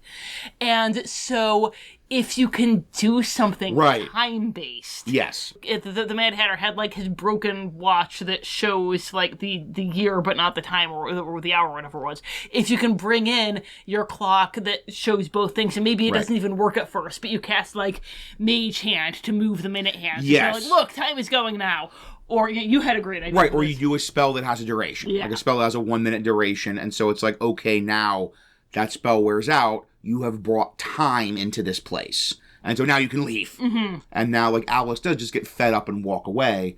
But this sort of, no, you can't leave the tea party because it's tea time. Mm-hmm. And until you find a way to bring time into the situation, you can't leave. Yeah. But when you do, you've solved the puzzle of this social encounter. Yeah. You have your hourglass, and the stand of the hourglass doesn't move. So you have to use some of your various magic spells to make the scene. You've got lots of spells that can move sand in an hourglass. Right. Then you can have your classic just dungeon dive puzzles where it is about kind of figuring out using the resources in the space. So you have the iconic, the drink me, eat me. Mm-hmm. You eat the thing to go small, and then you eat the cookie to grow big, and you need to get the key from the table, so you need to be big, but then you need to be small to actually get to the door, and that could be a D&D thing. Yeah. And when you were putting that in the adventure suggestions, you were like, well, how do you keep this from being boring? Because there are just these two buttons. Right, yeah. And, well, no, the eat me cake is her size when she's tiny. So what if it's the eat me cake, you think that you have more of it than you do because you eat it and you grow, and then suddenly it's the size of a crumb. And so suddenly you have more resource management to worry about than you originally did. And resource management is classic D&D stuff.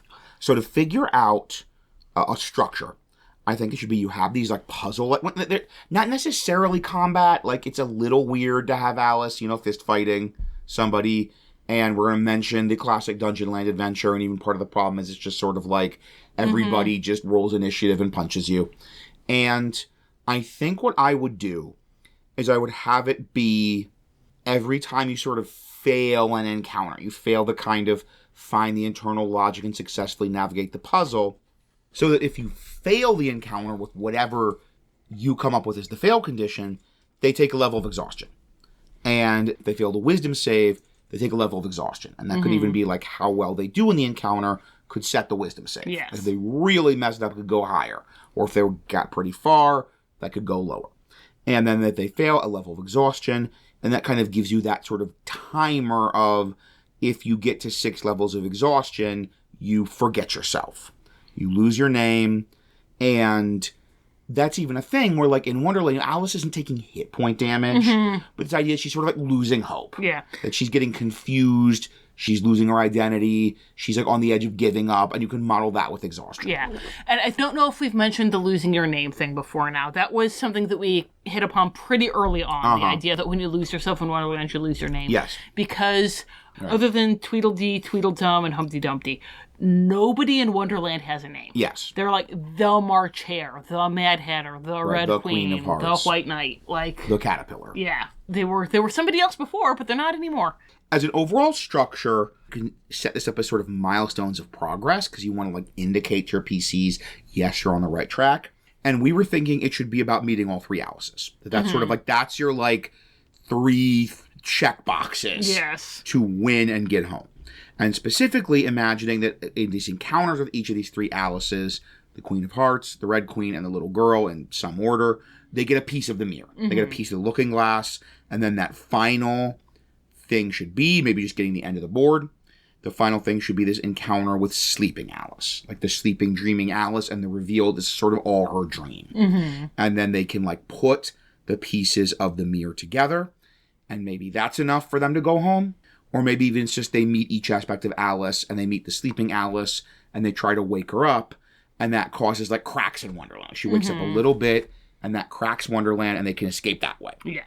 Also, if you want a boss fight, which in classic D&D style, you have your classic D&D Alice in Wonderland inspired boss monster, the Jabberwocky. Yes. Right, you have stats for Jabberwocky and Wild Beyond the Witchlight for 5e. And that, again, that can still be an aspect of Alice, because that can be the part of her that hates being trapped in Wonderland and just wants to burn the whole thing down. And that you get to the sleeping Alice, that'll have the looking glass get you home, but first you have to fight the Jabberwocky, which, once again, that feels like a logical, like, Wonderland boss fight. Yes. And maybe getting a Vorpal sword. It goes Snicker Snack. It has to go Snicker Snack. So we've given you a idea of how we imagine Wonderland as a domain. We give you an idea of kind of how we see the shape of the adventure of your PCs in Wonderland as an adventure in that domain. But then we have looking at it for some potentially different groups. We have the aging up, aging down section we always talk about, because this is one of those things where, as I said, the iconography is so absorbed into the culture as a piece of kind of children's literature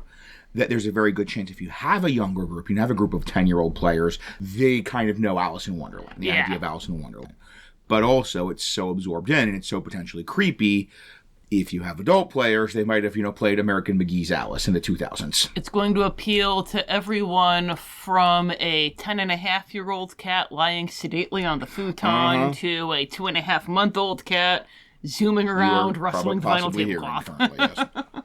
So, first off, younger groups, younger audiences, aging down. So a lot of the horror is in the background. We're trying very hard not to do like the Cheshire Cat eats your face, like the Queen chops your head off and it's blood. And we're going to talk about that more in Aging Up. We'll get there.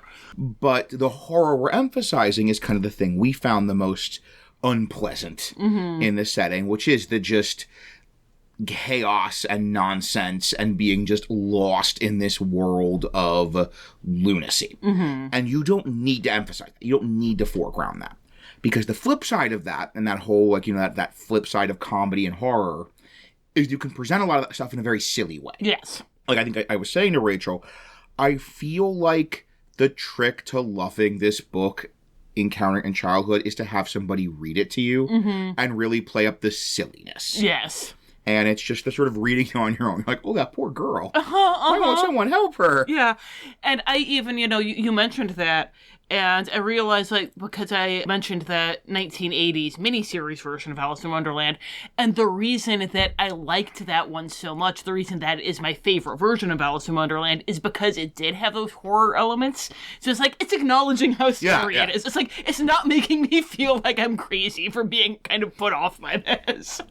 But yeah, so if you emphasize the silliness over the horror potential, and even just the getting to yell at the Wonderland people, and getting to figure out the puzzles of the rules changes, and you want to make sure you give them really strong hints for stuff like that, that if you're doing these sort of narrative, it's all about figuring out the sort of wordplay or the pun or the puzzle that's going on. Once they figure it out, just kind of let them see the encounter. Yeah. It's not you figure it out and now you can do your attack rolls. It's no, that rush of I figured out the solution to this puzzle. I figured out how to get time into the tea party. They don't need to make a roll for that then. It can just be you figured it out, you succeed. Oh, speaking of puns, we didn't mention this earlier with the making encounters, but this is Alice in Wonderland. Puns are always correct. Yes, puns are always correct. Puns will always work. If for the tea party, for example, if they cast a spell, and then they cast a second spell, and they're like, aha, a second just passed. A second just passed, yes. Then, you know what? That's always correct. Puns win. That was my first second. Yes. So, yes, then absolutely, puns always win. And we're asking the Mad Hatter for seconds. No, there are seconds. And even if you kind of want to have that horror element, I think that can work in a lot of ways that'll emphasize, that'll resonate with younger audiences, maybe even more than older audiences, because we were, once again, talking about this. And I even get that part of why this hits people so hard, like some people just love this their whole lives, is because it is very much a child's experience. Yes.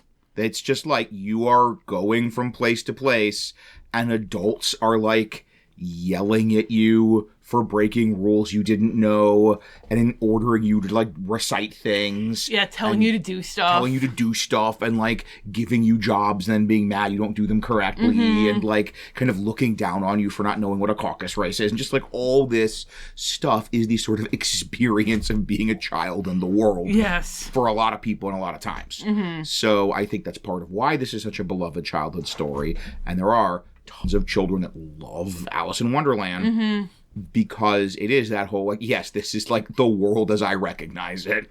And even, like, the end of Alice in Wonderland is the whole, she's on trial, and then she becomes a giant, and then she, like, picks up the Queen of Hearts and all the other cards and puts them in a deck and smushes them together. Yes. It's like, I feel like it's going to be very cathartic for your young players to finally say, you know what, I'm casting Fireball for Yes, you give them this kind of exaggerated experience of being a child in an adult's world, and then you do get to let them like cast Fireball. They get to kind of have the sort of power fantasy triumph over that. And then one final note about aging down, this is much more of a backstory thing. Like, it's just the Queen of Hearts and or the Red Queen of the Darklord. It's not this weird, yes, totally. Everything is Alice. There's Alice's psyche, and you're either there to rescue Alice or there's no Alice at all. Yes. Like, just keep it simple. Doesn't need to be a weird dreamscape of a fractured little girl's psyche. Yes. What about maybe some of those adult players who, read the Twisted Wonderland comics in the 2000s or grew up loving this and kind of being aware of the darker side of it? How about aging up? Okay, so I think we are going to need to do a skip ahead warning here just because there's going to be thematic elements and I want to be able to talk about them without being euphemistic. So Future Rachel's going to pop in now. Beep, burp. Hello, dear listeners. So we are discussing body horror, like the transformation elements of Alice in Wonderland. We're also euphemistically touching on, with those themes of consumption, there is a way that they could take on a Frollo-esque edge. We don't talk about that at length, but we do mention it. And I talk about some adult retellings of Alice in Wonderland that I read, and I don't get into any details about the content, but I do refer to the genre by its name, which is a word that you might not want begeared little pitchers hearing. So if any of that sounds like something that you're going to want to skip, then skip ahead about 11 minutes. So yeah, dark and twisted Alice in Wonderland, like for the aesthetic signifiers and stuff, you don't need us for that. Yeah, honestly, right, do a Google image search. We haven't played American McGee's Alice. We haven't engaged a whole lot with Dark and Twisted Wonderland, so like honestly, we're not the people to tell you how to do it in a lot of ways. But any kind of visual inspiration, dark versions of the characters, you can find those wherever you want to go.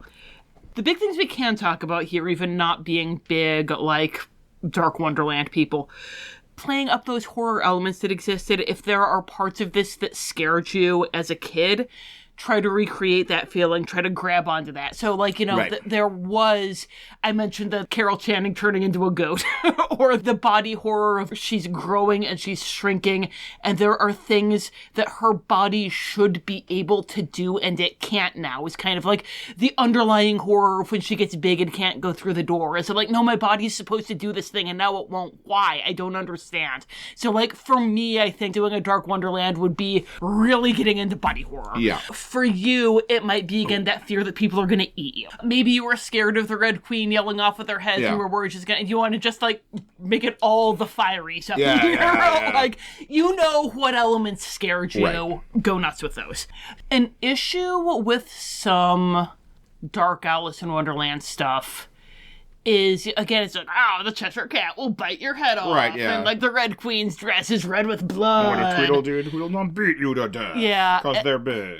And but I feel like, again, the trick to making it be, like, a Dark Wonderland that feels like an actual Dark Wonderland, rather than, the stupid Todd McFarlane. Yeah, right. Wizard of Oz. Yeah, those things. Yeah. If you don't know what I'm talking about. Google it. It'll be fun. Or don't. Better yet, don't.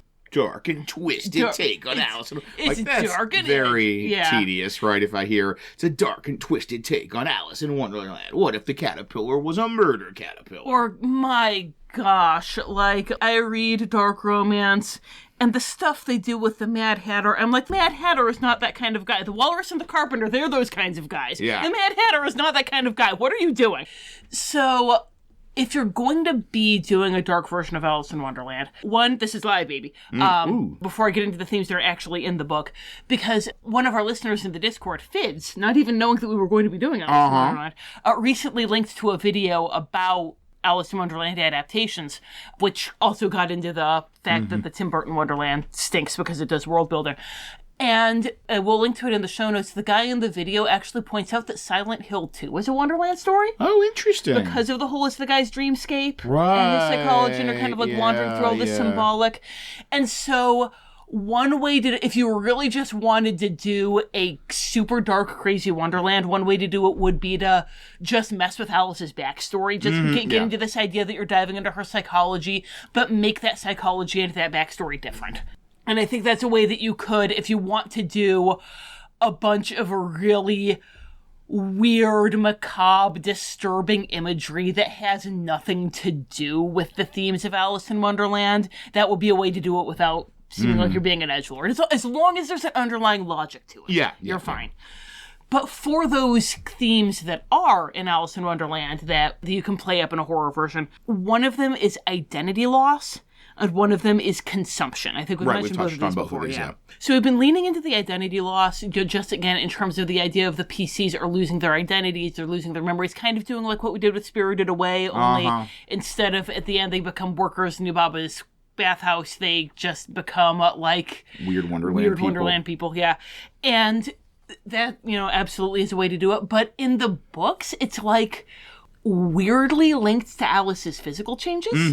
That there's a strong connection between the identity loss and the body horror. So when she's talking to the caterpillar and she has the whole I'm not myself because I've changed so much, she's talking about her size. She's talking about the fact that she was big and she was little, and because of that is she still Alice anymore. And so there's some very interesting, if your party is okay with body horror, some very interesting stuff that you can get into there. You could get into things for like wild shape or polymorph or transmutation spells or like even magical healing, because that's going to be, that's changing the natural processes of your body, that they're accelerating the process and they're making your PCs lose their identity faster, maybe having weird side effects like we were talking about in Spirited Away, that like if they wild shape them, when they turn back into a person, they still have a tiger claw or whatever, just to kind of be like clinging to that idea of when your body changes, you fundamentally change. And this is a way for the adventure design aspect to add some stakes and add some complexity to the, like,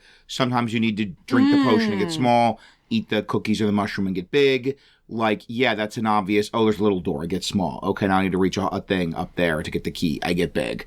But this idea that, no, every time you do that, you have to make a wisdom save or to take a level of exhaustion, then that adds a real level of complexity. That makes it a more interesting decision. It's not just, when I need to get little, I push the little button. You could also, like, if you fail the wisdom save, maybe you take a madness. Yeah, I like that a lot. That adds to the complexity of the puzzles, definitely. Also, sidebar, if you want to kind of, like, change Alice's psychology, make Wonderland reflect kind of a different dark Alice psychology, all of this makes one heck of a puberty metaphor. Her body is changing. She has no control of it. She has no idea. She's losing her identity. Just, if you wanted to do Inside Out in Wonderland, that would be so cool.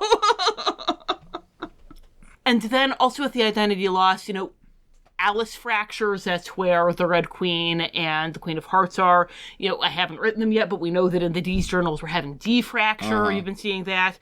And you could do some weird, fun, psychological stuff with your PCs where they're kind of fracturing into warring parts of their personalities also. And the nice thing is it's easy to build that in organically, because even if a lot of people haven't read Through the Looking Glass, they know there is a thing related to Alice in Wonderland called Through the Looking Glass.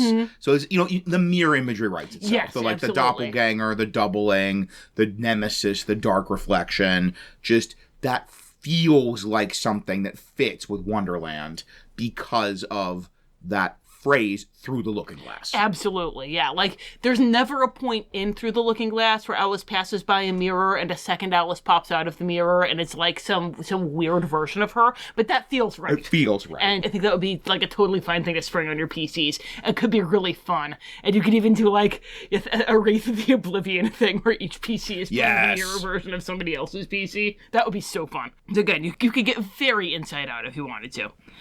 And then the other theme, again, that we've mentioned this before, is that theme of consumption. Mm-hmm. When we were trying to crack Alice in Wonderland, I read a couple of Alice in Wonderland retellings, surprising amount of erotica. Like, there's so much Alice in Wonderland erotica. Yeah.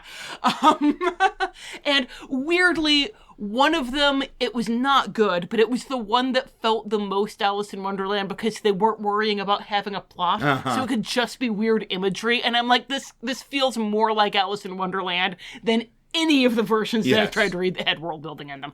But one of them that I read was Alice by Christine Henry.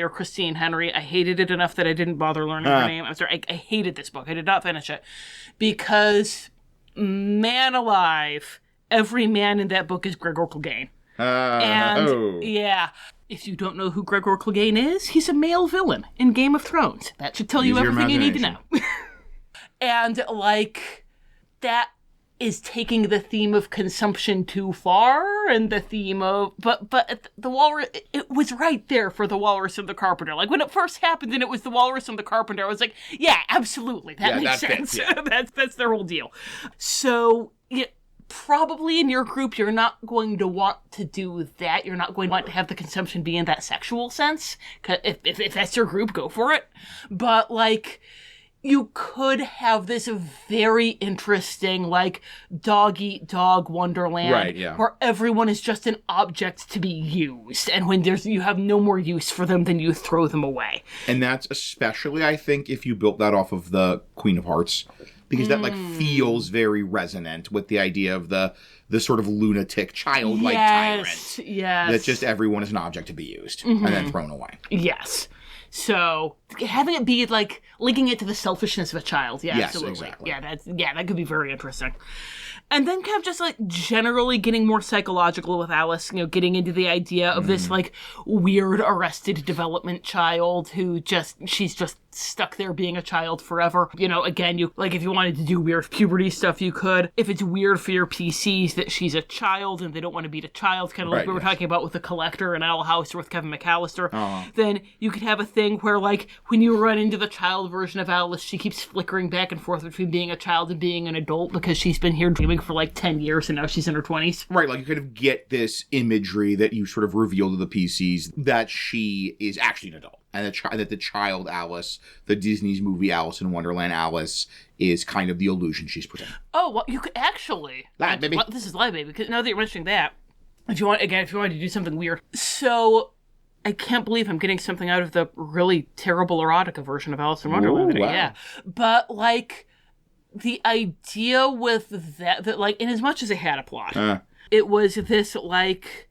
Alice was an adult and she had this, like, whole thing with her sister where she really missed her sister, and kind of like part of Wonderland was her regressing to childhood because that was when she was with her sister. So you could actually do a thing where Alice is an adult and was an adult when she lived in Wonderland, and this is her trying to recapture her childhood. That she's Rumpelstiltskin's dad. But it's gone horribly wrong because this isn't Neverland, it's Wonderland. Yes.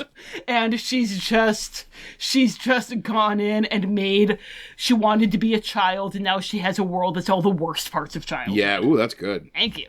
So that's it for our aging up. But speaking of AUs, we did promise you this. If you don't want to have Alice be horrible. Right, yeah. I feel like I really like this plucky little girl. Mm-hmm. Which I can understand that. I don't want this weird high concept stuff. Yes. So I sympathize with both those impulses. Mm-hmm, mm-hmm. But we went with Alice of the Darklord because, once again, we needed a Darklord with a psychology just for the format. And also because there's power in that for your players, the idea of Alice being the Darklord. There's resonance. But if you wanted to have this theme of there's a force in Wonderland that's kind of like devouring the essence of the people it sucks in, you could very easily have that be the Red King. It's still the Red King's dream. And just don't bother coming up with any of his darklord nonsense. Or if you wanted it to be the Cheshire Cat, which we always went with, then you could have him be the Cheshire Cat. And he seems like he's helping you, but he's actually trying to lure you down all the wrong paths, like Will-o'-the-Wisp style, so he can like suck the humanity out of you. And we're not going to do a full like description for that. You can pretty easily see how it would go. But that would be a good alternative if you wanted to do saving Alice rather than her being the Dark Lord. Like the adventure would still play out the way we described this adventure. As this like series of scenes with this like goal of if we get to the end of Wonderland, we get to the other side of Wonderland, we can leave. That also involves like meeting Alice and saving Alice. And like if you wanted to, if you like this idea of Alice fracturing, you even could have the idea that like this is kind of part of the consumption process. That maybe when the Red King / the Cheshire Cat / whoever has finished consuming her, what's going to be left is going to be the Queen of Hearts, the Red Queen, or both. So if you like that idea of their run into the queens and their Alice, then you could still have that and still have the idea that you're trying to find the real Alice and save her. So we have given you a plethora of options for adjusting this to different player groups and even some suggestions on different sort of backstories or metaphysics. And now let's give you our parting thoughts on a Wonderland domain, a section we like to call Parting Thoughts.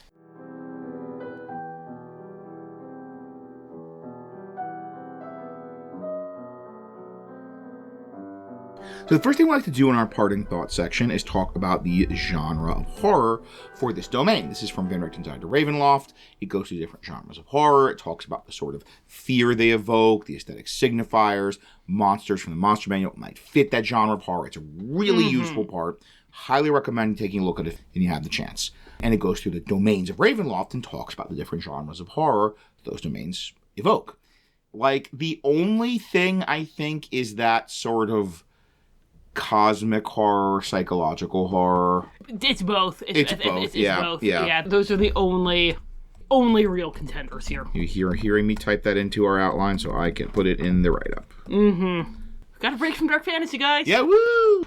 Don't think it'll last long, but we do. No, it won't. Cosmic horror, because it is reality. Like, it is this, like, world of... Even just that... The core hook we have for running an adventure here is that, like, every encounter, the rules are different. Yes. Which, once again, is our Dungeons & Dragons love language way of saying reality is changing every encounter. Like, reality... There is no, like, stable reality.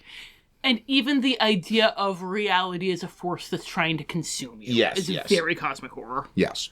And I would say psychological horror because specifically it's not just reality, it's the idea that it's like wearing away your identity. That loss of identity is super psychological horror specifically. And even that, like, there's a very plausible version. Like, it's not the thing that we focused on most here, but it's a big aspect of it that, like, you are engaging with Alice's psychology. Yeah. That it's not like Cthulhu is the one devouring your identity. It's this little girl. And so it's a person, and if you can figure out how she thinks, then you can get out of there. And that... psychological all over the place. So yeah, why not both give? And then the second thing we'd like to talk about is what kind of game is best suited to this domain, because there's some domains like Barovia or Darkon, which can give you your full, like, WotC hardback level 1 to 11 campaign. And there's other domains like Markovia, to do another Ovia, which is probably the inspiration for the Abbey of Markovia, which apparently was created by Mike Wheeler as a consultant on Curse of Strahd. Markovia was the island of Dr. Moreau. Yes, Island of Dr. Moreau domain in the older material. And it's like there's one story there. It's like it's a one-shot. It's you go there and you have the Island of Dr. Moreau story happen with the Manimal Uprising. There's a Markovia mod. It's the Island of Dr. Moreau.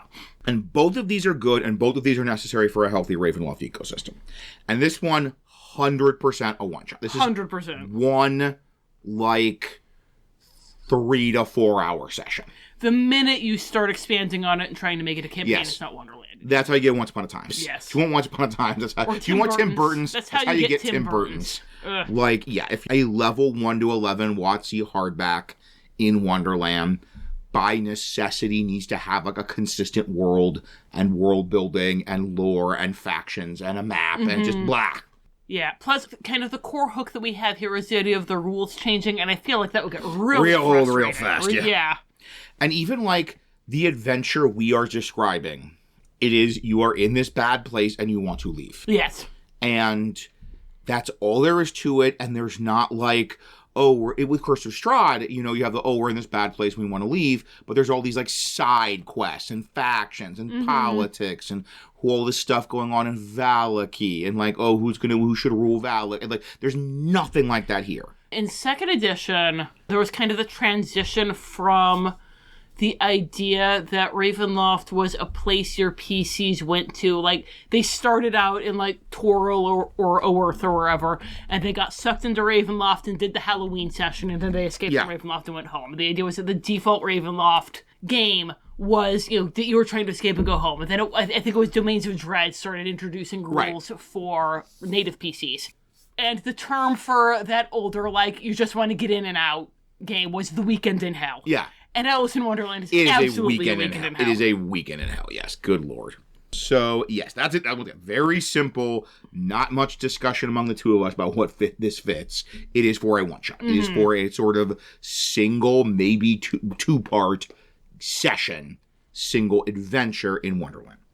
So, speaking of that older material, that concept of the Weekend at Hell, is there any older material from those Weekend at Hell, older edition of Ravenloft days that we could incorporate into a Wonderland game? There absolutely is, and this is going to be similarly short because you can probably already guess what I'm going to say, and because I've said it multiple times already. It's the Nightmare Lands. This is basically a Nightmare Lands game. Like, honestly, this is kind of the Forest of Everchange.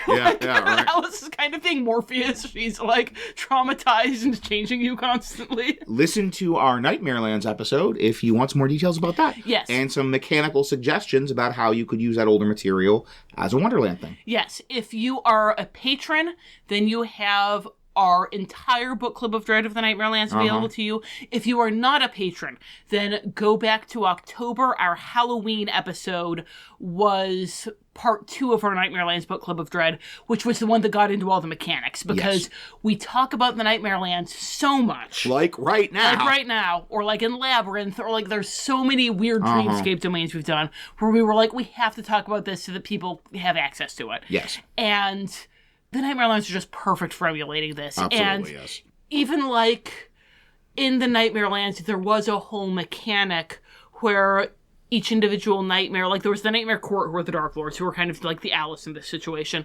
But for the individual nightmares, they would kind of send in a functionary to watch over the nightmares and like harvest the nightmare energy, called the Dream Overseer. And there was the idea that, like, you had to wear away at the nightmare a certain amount before you could attack the Dream Overseer. And you could do something like that here, of the, like, you have certain goals you need to meet before you can fight the Queen of Hearts, the Jabberwocky, whoever. Like, otherwise you're just not going to be able to do anything to them. Like, that could give you a really good way to pace a Wonderland game, because a Wonderland game is basically a Nightmare Lands game. And the dream powers also, and we didn't describe a whole lot of them because we were mainly talking about the silly stuff. But the Nightmare Lands is available on DM's Guild. We'll put a link to it in the show notes. If you really want to run a Wonderland game and you want an idea of like what those dream powers were and how they worked out mechanically, that could be a great thing for reflecting how Alice is changing the landscape to try and wear away at their PCs, or like changing your PCs to try and wear away at PCs. Like there was one that we talked about in the episode that's you switch their highest and lowest stat. And like that's so silly and so Wonderland. Yes. And also the idea that this is like she's doing this but is wearing her out and allowing you to, you know, physically fight. It's so good. Just go read the Nightmare Lands and use all of that for Wonderland. It's the Nightmare Wonderland. Go for it. I actually have something to add to our older material. This is the non-Ravenloft stuff. And once again, you grognards listening to this, hello. And I'm sure this whole time you have been like poised, maybe already commented, because this is near the end, but poised and ready to comment about Dungeonland, which is a Gary Gygax written adventure, and there is a sequel. And it is a kind of... Go to dungeonland.com. I need to have safe search on, right? You should just go to dungeonland.com and it will work out great. Do it on your work computer. And we don't actually know what dungeonland.com is, but please don't go there. We've never tried. But it is basically Alice in Wonderland. And it even has a kind of springing it on your PCs that's Alice in Wonderland. And it was sort of originally part of a kind of a side quest in a wider campaign. I know about this mainly through a video going through the adventure that I'll put in the show notes if you're curious. And if you want to have a lot more combat, there are some suggestions for how to like have more classic D&D, like monster fighting, monster slaying out of these like sort of iconic Wonderland scenes. He's kind of doing that whole, I want to take these iconic Wonderland scenes and make them like roll for initiative, cast Fireball. And the video comments, like, you know, Gary Gygax does have kind of a famous reputation for being a very mean DM. Yes. And a very like loving to sort of pull tricks on the players and mess with them. And that can be very annoying, but that actually is perfect for Wonderland. Like, actually is very like correct for Wonderland that you just kind of keep being screwed over. Yeah. And so once again, this might be a chance to do a little bit of that Gygaxian meanness in a way that's not going to bother your players as much because you're like, well, it's Wonderland. Of course, everything is terrible and everything's a trick.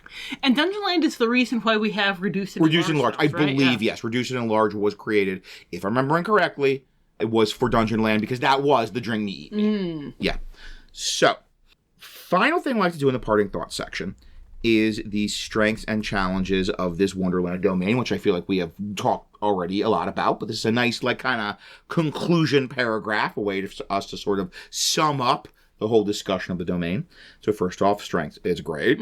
This is, we said way back at the top of the hour, this is a piece of classic children's literature with a core iconography that is just deep in the culture. This is up there with, like, Dorothy and the Tin Woodsman and Mother Goose and Humpty Dumpty. And, like, just is, like, that sort of... Peter Pan. And Peter Pan and Snow White. And, like, this is in that, like, classic childhood iconography. And also, famously, you know, there are so many horror adaptations because this is one of those pieces of classic children's literature that so easily shades into horror. That is deeply disturbing. That even that, like, the whimsy and fantasy just so leans into Alice. And once again, honestly, like, a dark and twisted take on Alice in Wonderland is, like, a profound cliche at this point. Yes. Because it's the most obvious thing to do. And there's just a, like, emotional punch to encountering that Alice in Wonderland iconography in a horror setting. There's a reason people keep doing this. They keep doing the cliche dark and twisted take on Alice in Wonderland, like we are doing right now. And fundamentally, specifically from a DMing Dungeons and Dragons perspective, I think this could be very liberating in terms of its, like, Wonderland gives you an excuse that nothing has to make sense. Yes. And you can just kind of be doing encounter. You can kind of just have sort of the meat of an adventure, the encounters, and then you really don't have to be, like, having that tab open in your brain running all the, like, connective tissue of, like, trying to have these encounters exist in a coherent world and a coherent narrative. It's like, no, just I roll on a chart and this encounter happens. Yes, just, again, it's a random dungeon. Yes.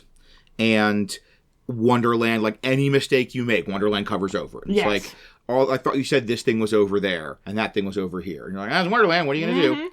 And so I think that just there is a lot of strength in the spooky Alice in Wonderland anything, but even, like, for a DM, a specifically Wonderland-based adventure could really, like, relieve you of some of the cognitive burden you normally have to have. Of, like, trying to keep all the things connected. But what about some of the challenges, which we also touched on, of a Wonderland game? Wonderland is frustrating, and it sucks. Yes. But if you have the right party, then the random chaos and every encounter being a puzzle is great. If not, it's going to be so frustrating. Yeah. It's going to be so frustrating.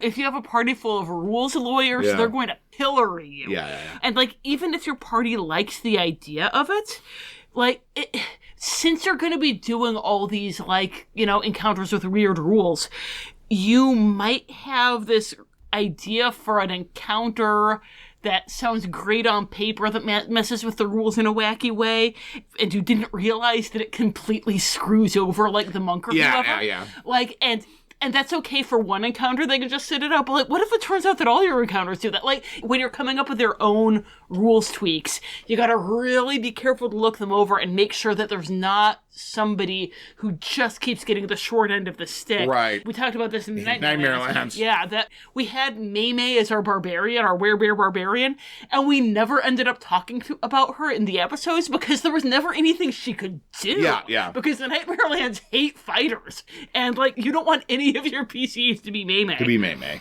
On a related note to that, we're saying that you can do all these fun puzzle encounters, but, like, it's tricky to come up with them. We did come up with a bunch of fun puzzle encounters based on Alice in Wonderland iconography. If you don't normally go and look at our DM's Guild stuff and you're interested in running a Wonderland game, I highly recommend doing it. It's free. In this case. There's like It's free. Yes, it's free. We'll link to it in the show notes. It's free. And it's like a lot of this adventure we are describing is charts. Mm-hmm. And we're not going to sit here and read a charts to you. Yes, exactly. So go click on the link and see the charts. Yeah. If you want to know our thoughts on how to do, like, the Forest for Nothing has names, and which, oh my gosh, that's so cool. Yeah.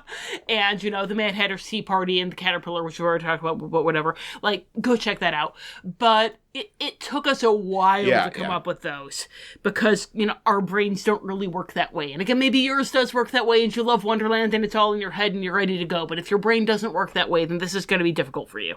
And then it's again, like we said in Aging Up, you can get a really great Dark Wonderland. It does work very well because Wonderland does have an inherent darkness that some other children's source material doesn't have. Uh-huh. Like, you can't do dark, horrifying Pippi Longstockings. It doesn't work. But, like, dark, horrifying Wonderland works because Wonderland sucks. People keep doing it. Yeah. But you have to be careful that the darkness is in line with the darkness already inherent to Wonderland, or it'll feel edgelord. Like Alice by Christina Henry, or Christine Henry. I don't care which. I can't be bothered to Google. I'm never going to read any of her books again. So, if you have any cool Wonderland encounter ideas, or Wonderland rules variants, or other horror Wonderland adaptations that we have not mentioned, could they contact us? Well, you can email us at wonderfulworldofdarklords@gmail.com. You can find us on Facebook, Tumblr, or Patreon at Wonderful World of Dark Lords. And on YouTube, we are just Wonderful World of Dark Lord. And if you follow our advice and go to the write-up and look at the DM's Guild write-up, they're free. You can see all of our other write-ups. And you can also see in the More by this Author section several horror movies, which are much easier to adapt, and other Disney movies that are much easier to adapt into D&D adventure terms than Wonderland was, by me, or you could search by, Tom Kohler on the DM's Guild.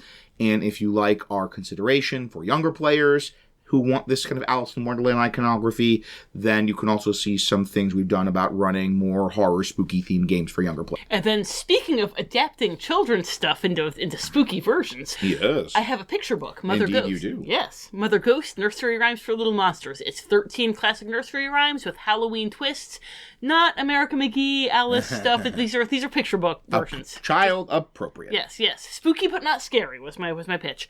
I also have several scary but not spooky stories for adults on my website, www.rachelkohler.com. And as a quick reminder, if you are a new listener who really likes Alice in Wonderland, when we get to the teaser about where our narrator is going next, April is our month of Misrule, where we do a non-Disney movie. So don't add us that it's not a Disney movie. We Indeed. know. Until next time, thank you for listening. Happy gaming.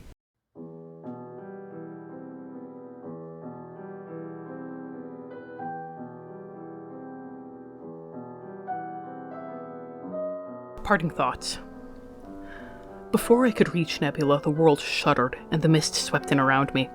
While I had been confronting my other self, Nebula had found a sleeping child in a blue dress and shaken her awake. The moment she did so, the mists poured in like water through a breached hole. I have no idea of who this girl was or why we were in her dream, but Nebula said, and I believe she's correct, that this was the only true way to escape Wonderland. Had we reached the end of the board, the Red Queen would have put us through some other senseless game. Whether because I destroyed my other self, or because of the healing energy I reclaimed from her, or because the fireball burned the intricate lines of the glyphs, or all of these things, my scars are blurred and broken now, and examining them with eldritch sight reveals no arcane aura. Of course, I do not trust my own perception in this, for I had seen no aura around them at any point since they were first carved. However, Nebula has recited the phrase that activated me in Agrabah on several occasions, and there's been no effect. I believe that I'm free. I'm not unchanged. My eyes are paler now, perhaps because I took part of her into myself. My scars are no longer magical, but they're still a part of me, and will never be rid of them. My unnatural nightmares will be gone, but I suspect that Thanos will join the Sanderson sisters in plaguing my mundane ones for the rest of my life, as my patron insisted was happening from the start. But I'm free. We've traveled to the next destination on my itinerary. Nebula has agreed to remain with me for a few days before striking out on her own to take revenge upon her father. I want to be absolutely certain that my other self will not reemerge, and there's still the very real chance that Thanos will send other agents here. I almost hope he does. I don't think they're ready for the takedown. Regards, D.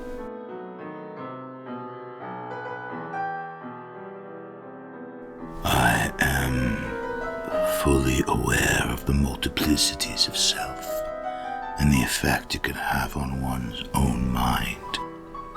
There is, after all, no greater lie than the ones we tell ourselves.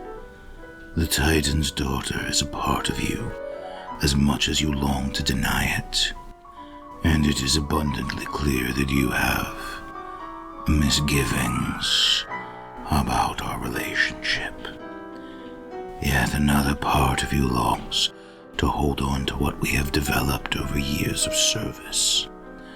Otherwise, why diligently write this report on a domain that is not on your itinerary, nor contains any information regarding Agrabanian refuse, and thereby, according to you, would hold no interest to me? My ways are secretive, and I plan from deep within the shadows. You know this, and still assume much. In return for the power I grant you, the protection I have placed over your family, I ask only for trust and devotion. After a mere 7 months of having sworn both to me, it is transparent you are incapable of either. Espionage is a subtle art. Spies gain trust by gathering information on an individual for approaching them and offering them exactly what they want. Be that projection, companionship, common foe, carnal pleasures. I will not trust a known associate of the Titan. Furthermore, the effects of wild magic are often unpredictable and temporary. As previously stated, it is imperative that you return to Darkon immediately.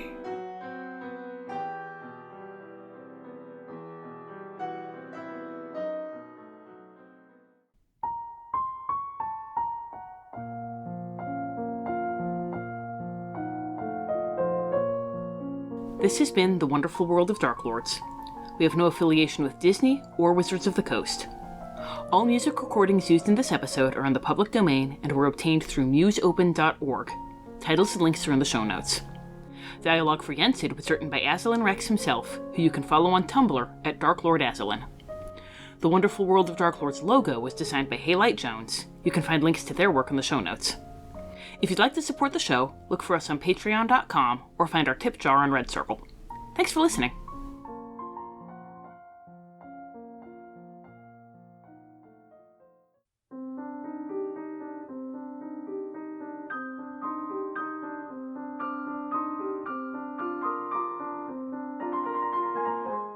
Dear Binks, it's been a week, and Nebula has departed, but I need to tell you what happened before she did.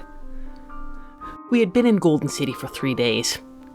Despite Aslan's demands to the contrary, I had no desire to return to Darkon, and I felt far safer with her than I would have with him. He can mistrust her as much as he likes. He has made it abundantly clear that he is incapable of recognizing a genuine attempt at connection. He ignored me when I said I was in danger. Now he ignores me when I say I'm not. Typical. At any rate, I'm speaking of Nebula, not Aslan, thank the gods. The towering buildings of Golden City reminded us both of Wyvern. Apparently, when she and her sister had stolen the Eye of Odin, Nebula had also been thrown from the castle walls by Demona, although she had been rescued by another gargoyle who had lived there at the time. The conversation turned, as it often did, to her plans to hunt her father like a dog and tear him apart slowly as he had done to her. In truth, I was sorely tempted to join her, but as unappealing as my service to Aslan may be, I have a job to do. I have no idea why I did what I did next. Perhaps it was simply because I felt such peace at knowing that I was free of the nightmares, the missing time, the sense that my sanity was slipping away, and I wanted to share that peace with someone. I'm so sorry for what he did to you, I said. I was in his power for less than a year, and it nearly broke me. I can't imagine the strength it took for you to endure an entire lifetime with him. I can't imagine the pain of what he did to your body, but for what it's worth, I think you're beautiful. She jerked her head toward me in a quick, sharp movement, as though she thought I were mocking her. Before I could second-guess myself, I leaned in and kissed her. She was hard, all metal and sinew, but her mouth was soft. She didn't pull away, but she didn't return the kiss either, and heat flooded my face as I pulled back. I'm sorry. I overstepped. So, can you tell me more about that purple gargoyle who saved you? I was never quite sure that there were gargoyles other than Demona. We returned to simpler topics with minimal awkwardness, and the next 4 days passed as most of them had, with me doing the lion's share of the talking, and Nebula's silence seeming mostly companionable. The night before she left, we were in our room at the inn, trying to determine a system to contact one another if necessary. I know the next few locations on my itinerary, assuming Aslan doesn't change them in order to throw Thanos off my scent, I said. You should be able to reach me for the next few months at least. I've told you about Mama Odie in Crescent City. She might be willing to pass messages. I'd rather you didn't send anything through my family. I want to keep them out of this part of my life as much as possible, but I suppose you could go through my neighbor, Dottie Underwood. She watches my house while I'm away, and she's a little absent-minded, but... I stopped.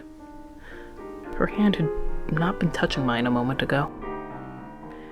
Of course, Nebula was lacking in social graces. Perhaps she had little sense of the concept of personal space, but I had seen no evidence of that during our travels. I looked from her hand to her face, my eyebrows raised.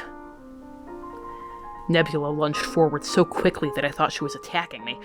In a way, I suppose she was. It was so clear that she had never done this before, and equally clear that she was starved for touch. Her movements were hungry and graceless and utterly sincere.